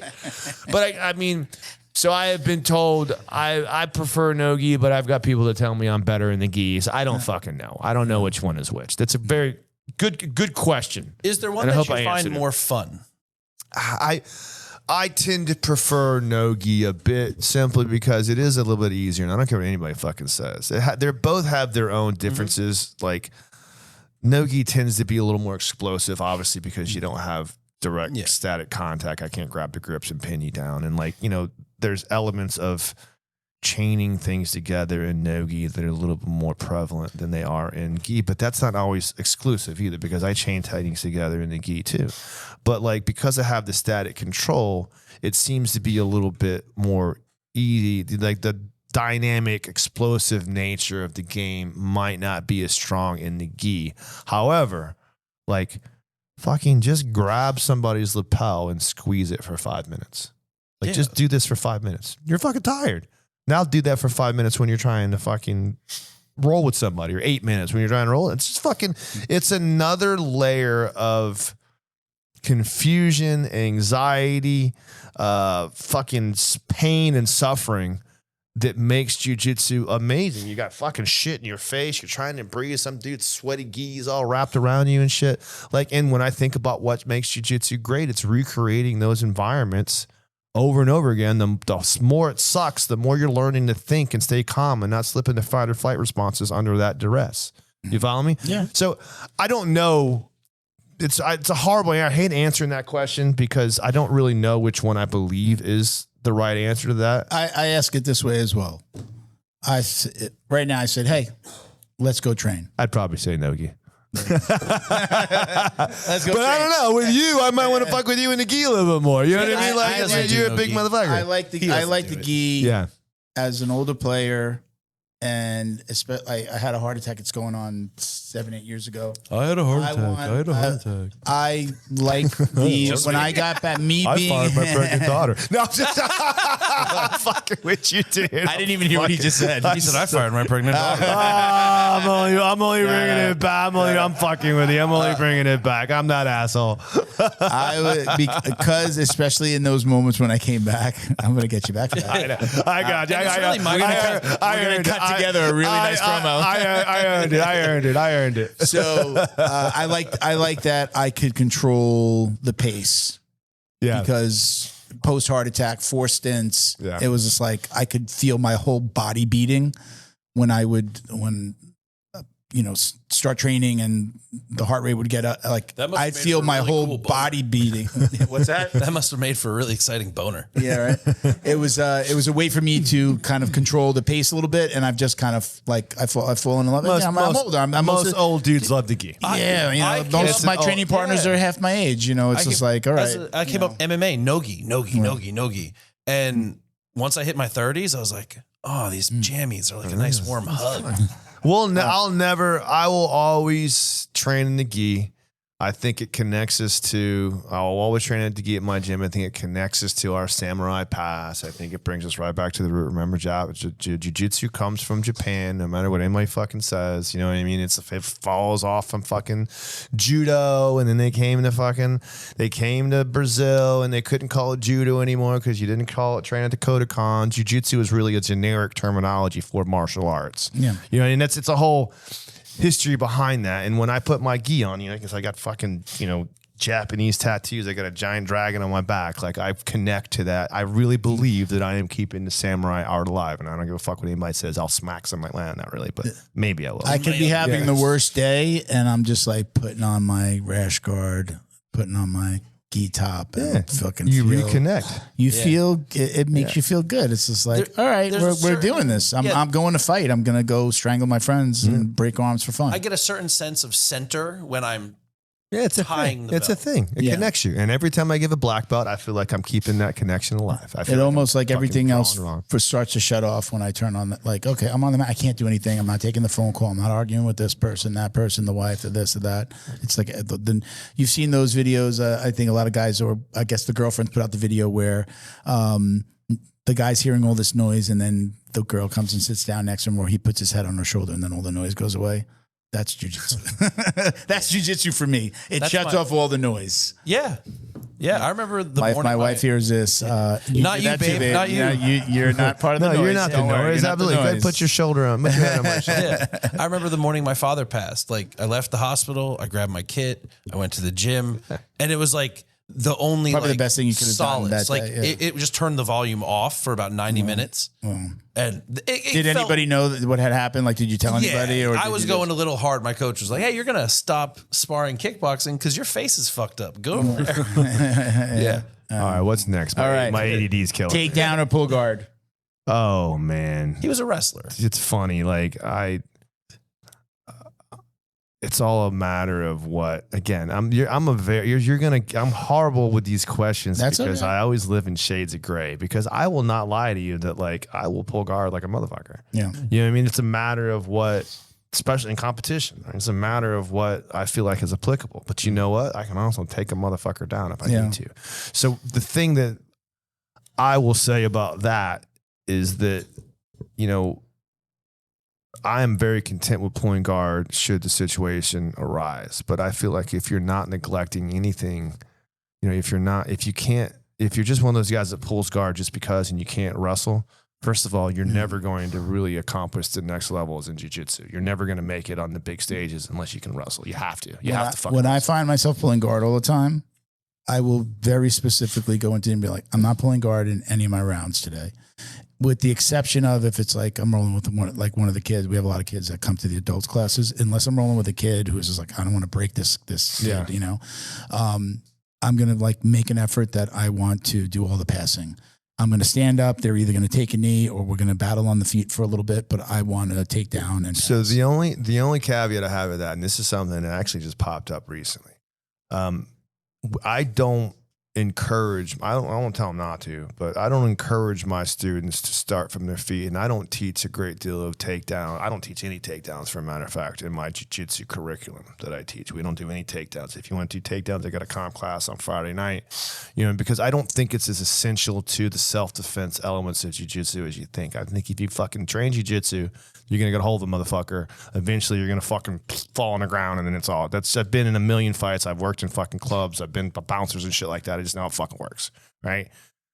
The reason why I don't want people wrestling is because across the board, I've seen more blown knees and more fucking broken elbows and more fucked up necks from fucking wrestling exchanges than any leg lock or Kimura or armbar than you can ever imagine. We just had a dude the other night that pisses me off beyond all fucking recognition. Fresh guy, just finished my intro program, just graduated up into my advanced classes. Second fucking night. I lose track of him, and someone that should have known better, who was about to get his blue belt, the guy's just standing up, and this guy comes over and starts with him standing, gets a fucking single leg, breaks his fucking ankle, just had that fucking like, and it's just, so should you start from standing? Probably. But can you still get the benefits of jiu-jitsu without doing that and still maintain a safe environment? Sure. I still think you can. The entire business structure took a huge turn away from takedowns probably 10 years ago. It's also the same when we first started. Jiu-jitsu was all about, there was no such thing as a jiu-jitsu competition circuit. You either fought because you wanted to, you did jiu-jitsu because you wanted to do MMA, right? Or you did jiu-jitsu because you wanted to learn some self-defense. Yeah, right. There was no such thing as there were small competitions, but not like anything big. When I started, it was Naga 3 times a year. Yeah, that's it. And then maybe if you wanted to go find an IBJJF, but I didn't even know what the fucking IBJJF was, Rob. We never did IBJ. What the fuck is that? I came in at 21, so when I heard about IBJJF, and I was like, I have to be a member and pay. Yeah, I'm out. But the one thing I will say, the only way you're ever going to be a world champion, and it's a weird thing, is there's I love the ADCC. I do a whole lot, but like the cool thing about the IBJJF is like almost any asshole can go out there and bust their ass and win fucking 5 matches and become a fucking world champion at any level. You know what I mean? And you really don't get to call yourself a world champion until you do that. And that's just the way it goes. So it's true. Next question. Let's run it. Music during rolling, yes or no? Oh yeah. What's your preference? What's my preference? What are you putting on? Celine Dion. Wow, what a coincidence! I knew that. I rate his stuff. He's a Celine Dion guy. I'm very eclectic music wise, but when I'm rolling, I want something that's gonna fucking get in my fucking soul. You know, I want a little fucking metal. I want some fucking Pantera or some fucking Metallica or some kind, metal band or some shit blaring. Or like I do like my rap, but I need something high energy. Yeah. That pushes, that gets people like ready to fucking go out there and fucking, and again, it breeds into what we do. Like, this is what we do at the gym. Like, I'm not a big technique guy when I teach. Never have been. I hate fucking warm-ups. I teach technique. I like to teach because I'm a fucking narcissist. I want people to listen to me. You know what I mean? I like nothing I love more than the fucking stage. I don't know if you've noticed that yet or not. You put a microphone in my face and a camera, and I'm fucking Johnny on the fucking spot. You're good at it. If you really want to get good energy out of people, the music's important. You got to get something really heavy, like a Nickelback. Yeah, Nickelback. Or Creed. Something that really brings out the dogged energy in you. I like everything, and it used to just happen in my old gym that like every once in a while, like they would put on Spotify, and then every once in a while some like a love song would come on or some like, I don't know, maybe they start singing Half Guard. Yeah, and I mean, if I knew the song, then I would like sing it to my partner. I was like, yeah, here we go now. What's the Creed song? What's the Creed song? With arms wide open. With arms wide open. And just like, come here, baby. Let's go. All right. You know, it's funny. You can laugh about it. That song's a fucking banger. You can. I challenge you to not sing that song when it comes on. I challenge you. How did they become such a joke? How did they become such a joke? I love that. That song was just freaking amazing. They were on. When you find out it's about his son, like having his first kid.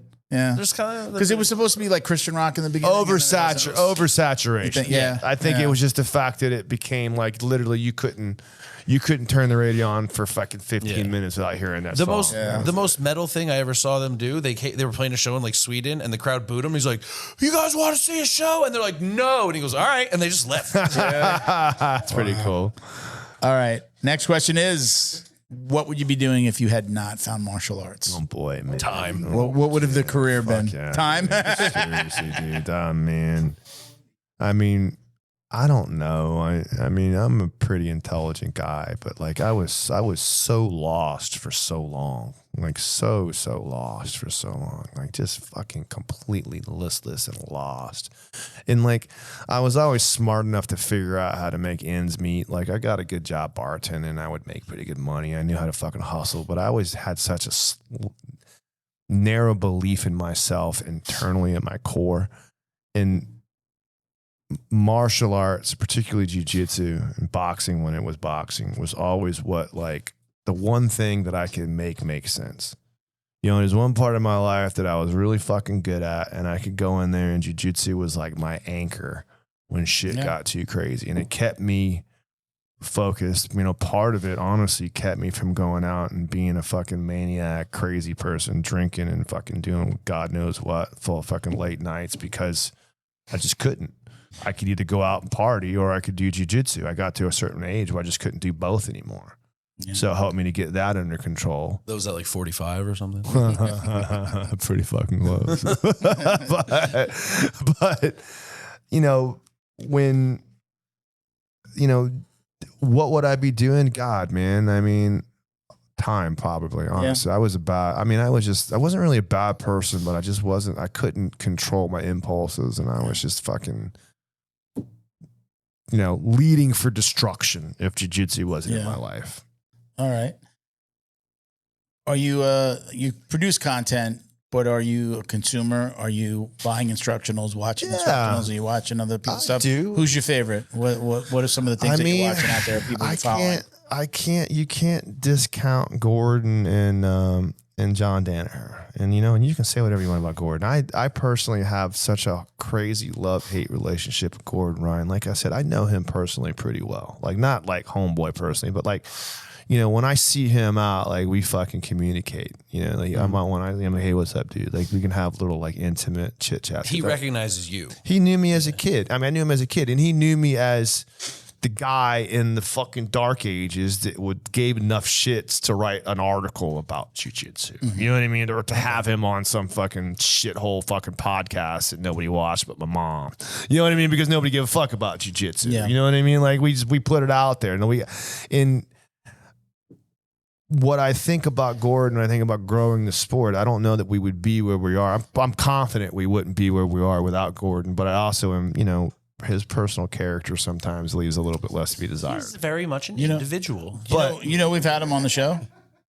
Yeah, back in the day, I heard. You had him on the Jiu-Jitsu Podcast? Jiu-Jitsu Dummies? So what happened was Bo went with one of my co-hosts at the time. And when I started this, it was 5 training partners. Guy started it, asked a bunch of training partners we would do these roundtables. That was the podcast in the beginning before we had anybody on. Long story short, what was it? Substars was down here. Do you remember Substars? I was on that card. Yeah. Were you on that card? I was on the original card. Okay. There was a card where he was on and the bridge got stuck and they couldn't get out to the venue. So they were stuck at the hotel. These guys were on the other side of the bridge. So the guy that ran Substars was like, hey, do you want to interview some of the guys? Now, I wasn't there. I was like, I can't make it down to Miami. They were already there, and they were just supposed to be there for like the presser. I remember they stayed at the hotel in South Beach. I probably watched you do I probably watched you do interviews. So he's got his camera. He was there to film, and my co-host was there, and my co-host interviewed him and Natalia. Yeah. And one other girl. I forget who the other girl is, but so Montero. What's her the female? I forget her first name, but the last name is Montero. Yeah.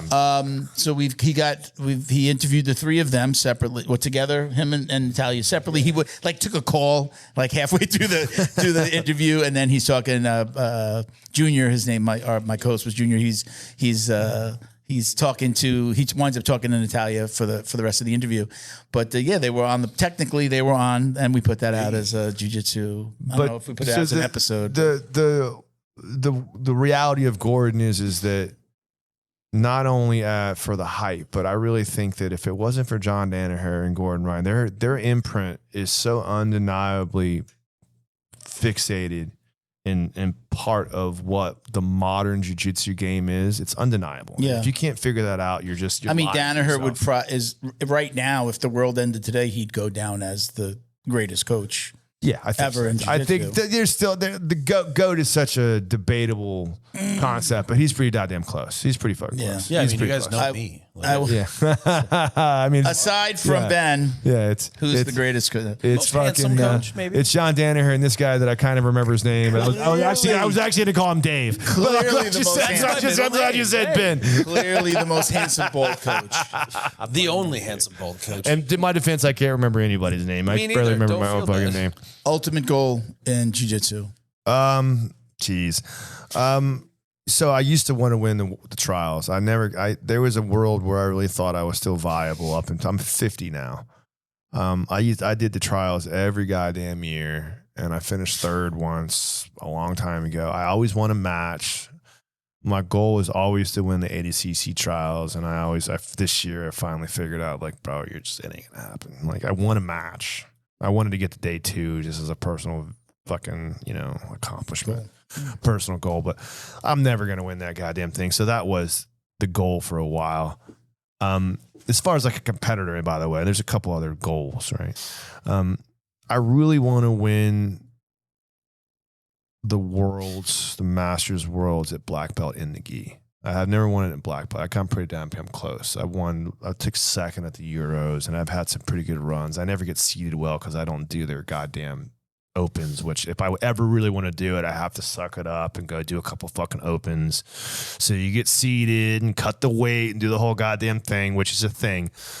But I really want to win that goddamn thing in the gi at Black Belt because I really feel like that's the one thing that really would be the final feather in my cap. Because a lot of people, oh, well, he doesn't, he wanted a brown belt. He's a no-gi guy. It's like, no, fuck you. I beat all those old school fucking Brazilians at their fucking own game in the fucking gi. And I don't know why that bothers me because I don't dislike any of them. I don't mean it that way, but it's just. No, that's the competitive side. It's the competitive side of me, because you can make all the baits you want. It's real difficult when you go into those tournaments and those guys have been literally training in the gi for the IBJJF rule set for 35 fucking years. You know what I mean? That's the way they do it because they've been doing this shit from the old favelas back in the fucking old days, and they all know all the refs and all the other shit like that. It's hard as a gringo to go do that, and I really want to. The amount of gringo scoring or the lack thereof is so blatant. So I will be, again, this is just me. I am always I don't like to make excuses. I really don't, because believe me when I tell you I've been fucked so many goddamn times on bad calls, but I always take ownership.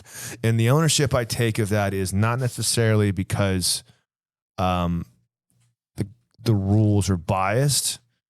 It's because I don't understand the rules as well as my competitor did, and they've played the game better than I did, and therefore they won. And when you look at these kind of refs decisions that will go down sometimes, if you're looking at a close call, oftentimes the referees have to make a decision, objective decision on the spot, just like that. And when you go with those gut choices, a lot of times you just go with what's familiar, and what's familiar is the guy, Helio fucking DeSantos Thiago that you've known for fucking 100 years because he's your homeboy. Did you just name like a bunch of Brazilian random names? Hold on, do you not know I'm gonna get Helio called. Thiago Santos? Make sure you edit that. That's how you're gonna get back to me. That's how you're gonna get back. Is that one guy, or did you just name 3 Brazilian names? It's definitely one guy. Definitely one guy. It's just one dude, bro. Rodrigo De Silva, Thiago. Is he naming? Is that an actual guy? You don't know Thiago Rodrigo De Silva? Nagara. No. Very last question. What the last? Uh-oh. Let's go. All right, I like this. This is fun. Do you wash your belt? No, I do not. That was a fast answer. That's how you wash all the magic away. No, I'm just lazy. Is that the Gracie magic? I'm just lazy. That's how you like that. I'm just lazy. I could wash my belt. I don't know. All the stripes come off and shit. I don't fucking wash your belt. That's such a weird thing. I don't know. Everyone makes a big deal about that. There's no fucking. I feel like people that wash their belt are also people that like scrub their fucking floors with toothbrushes and shit, or will constantly. Do you scrub your floor with toothbrushes? Wash their hands 100 times a day. What's up? Do you scrub your floor with toothbrushes or wash your hands? Well, he's also Latin. That's a different world. The Latins are notoriously clean people. It's a different world. I wash my belt up. I've said this a million times, but for his benefit, at every rank, I had 2 belts. Yeah. So I would just throw one in the wash and wear. The other one I just, wash and wear. But I just would come home and I just throw my gi, whatever I had, my rash guard underneath. I would just throw it in the wash. I wash my gear every day, every time. I never considered there's only one person that ever gave me a good excuse about the belt. It's still not a good excuse to not to wash it, but from a coach's perspective, I understood. We had Wagner on before the shit hit the fan with the next week, all that fucking fight sports stuff. Of course, we have him and his wife on the podcast, and then like a week later, Tex Johnson comes out with the whole Marcelo thing. So I'm like, oh god, great! This is gonna be like our biggest name that we've ever had. Right. Me and Wagner are cool again now. It's a fucking thing. But. Wagner, he's sitting right next to me. His wife is on the end. I think Junior's here. And we asked him that question, and he just looks over at me, and he's just like, "What do you mean you wash your belt?" Like it was like I was disappointing my dad. It was the weirdest. But he said this. He goes, because he believes that people do that to make it look like they train more. So taking the color. So that was the only time I was like, oh, I didn't get that from a coach's perspective. Not the juju and I got the blood of my competitors, the blood and the sweat of all the men that I've killed. No, he was just like, no, you're trying to fake the funk here. You're trying to literally say that you're, I know, I've heard guys that would actually look how much their belt behind their cars and shit like that. You know, when you see a black belt with it fucking all frayed where it looks like it's other than the red tip, it's nice. It looks like it's freaking a gray belt. Okay, I get that. Yeah, and then he says he's never washed it. Like that's from the training. The other side of that too. It's kind of interesting that just when you talk about like the history of jiu-jitsu and where we actually get the colored belts from, because you used to only get one belt. Mm-hmm. So it was white and then blue. And as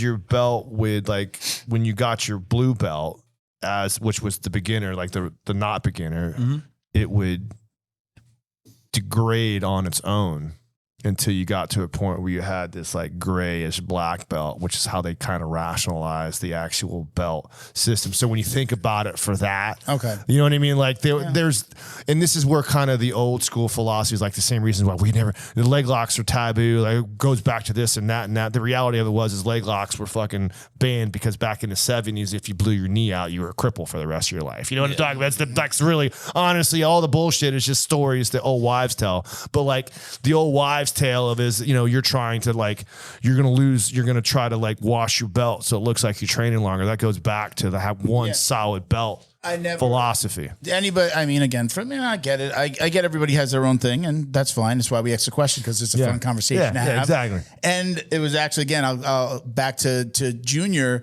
Junior would just mess with me when I said he'd be like, "You did like, what are you an idiot?" Like he would just call me out, call me Nate. Like he just really would make fun of me about it. Was like this little thing that we had, and then it turned into this question. Honestly, I'm just lazy. I still now my black belt's a little bit different. Now it's like, okay, I have two. One that I got embroidered with, it says Academy Safe on one side. And then I have my one that I got promoted with, which I'm not really tied to because I left that school. Yeah. But it's like the one that I'm going to have the longest. So I did this with other belts sometimes, if I just couldn't get it in the wash, is I just either spray it with Lysol. And we had a sponsor called Neutral Zone. That's kind of like, just like disinfectants and stuff for the, it's a spray that you could put on your butt. I'd spray my gear with it.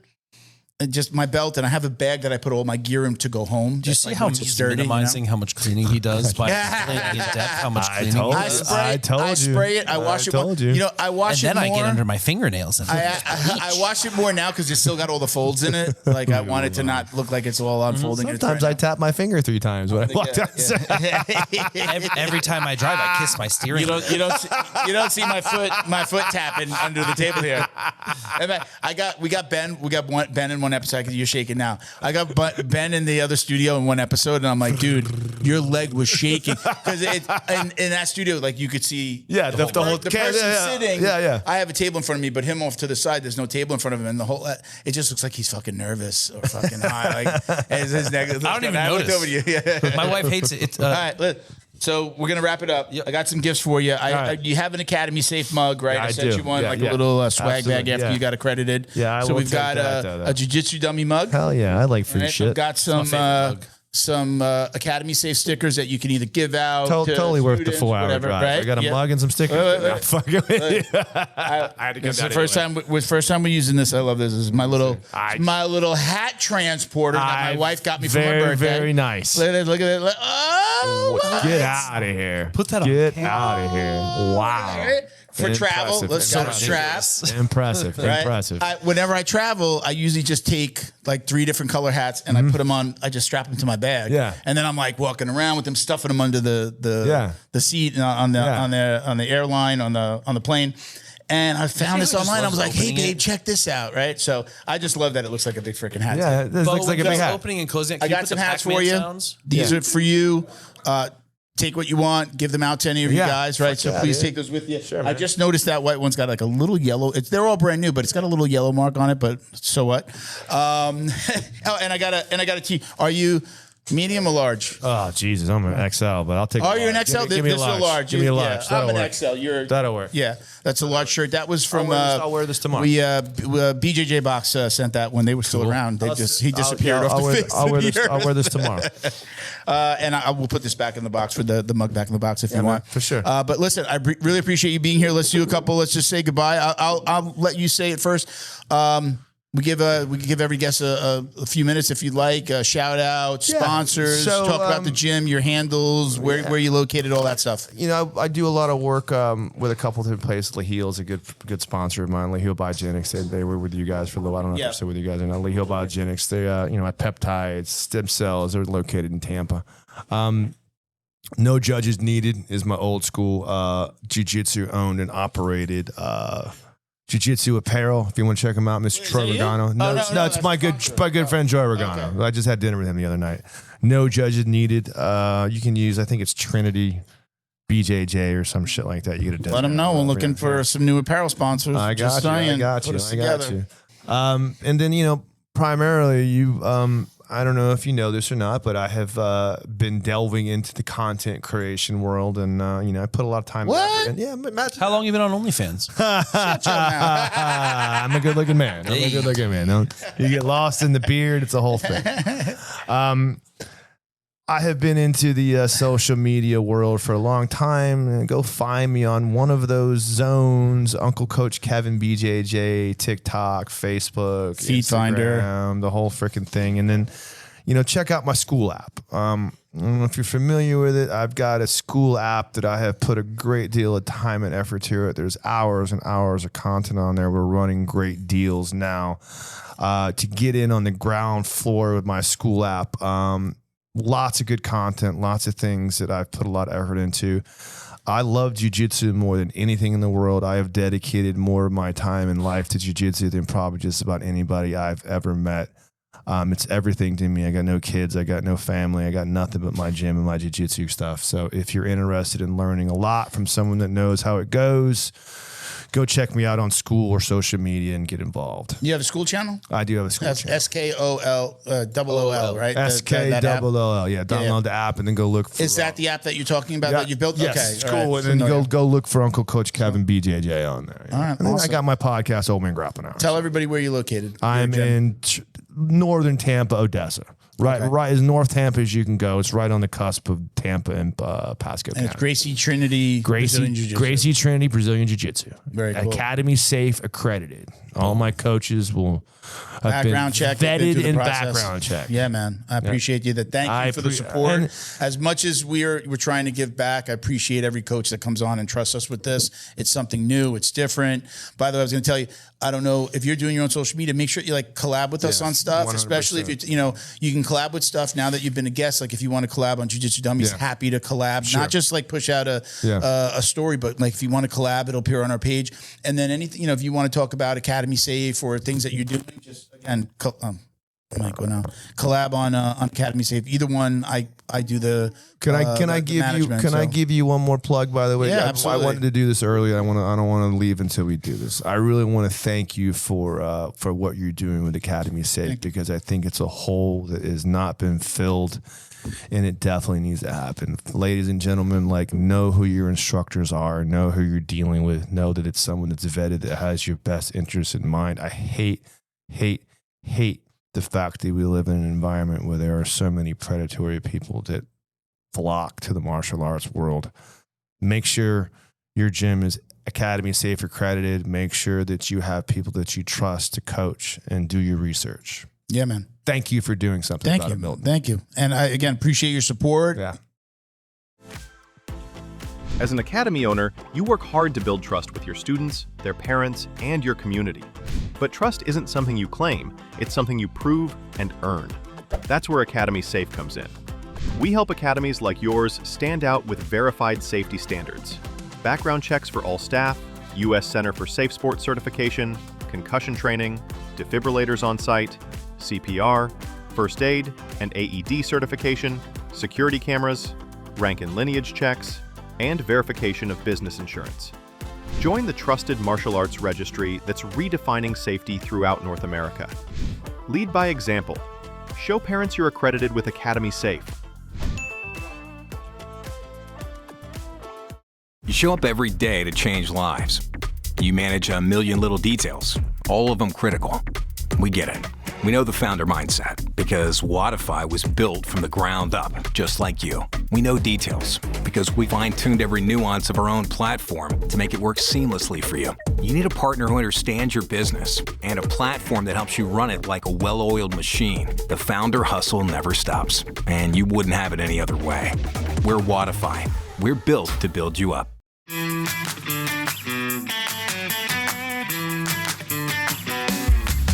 Is your business getting lost online? Black Belt Digital Marketing is a full-service digital marketing agency that helps you get found, get leads, and grow. We specialize in local and website SEO, so your business stands out when customers search. Our website SEO makes sure your site loads fast, ranks high, and stays ahead of AI-driven search, so customers find you first. More visibility, more clicks. More customers right when they're ready to buy. Grow your business online with Black Belt Digital Marketing. Visit bbdigitalmarketing.com or call 9542-204932 today. Shout it from the rooftops if you can. Just let people know, like, check this out. One of the things I'll say is, like, just if you're talking to anybody and you comes up with the things that you have to do, let everybody know. You don't have to have everything done to get started. You don't have to have everything done to get your gym listed. You don't have to be an owner. You can be a coach, and we'll show what academy you work at. So, like, just get the background check. The background check, the ease of getting the background check in a safe sport or freaking, that's amazing. And the safe sport, if you're going to be doing this, it is important for you to know not only what the things that you should be doing right, but what to watch out for in other people. Because it talks about grooming, it's talking about bullying, it's 100%. Talking about etiquette, proper coach, athlete etiquette. So it goes beyond what most people think. Oh, I'm just getting a background check. Yeah, look, I love that people call me the background check guy. When I was in Las Vegas, like, are you the background check guy? And I'm like, oh shit, I'm going to put that on a t-shirt. But all of these things are important. But the top line items, you talked about a concussion. You talked about concussions before. Background check, safe sport, concussion training are very important. We'll get everything else done, but those are the easiest things to get done. Get you listed, get your gym listed. It'll show not accredited yet, but then when you get everything done, get all your coaches through the platform, then you get accredited. But you can benefit from being listed on our site right away. Just get the background check started. So, absolutely, brother. Ben, you want to take it away? Say, oh my Lord. You know what time it is.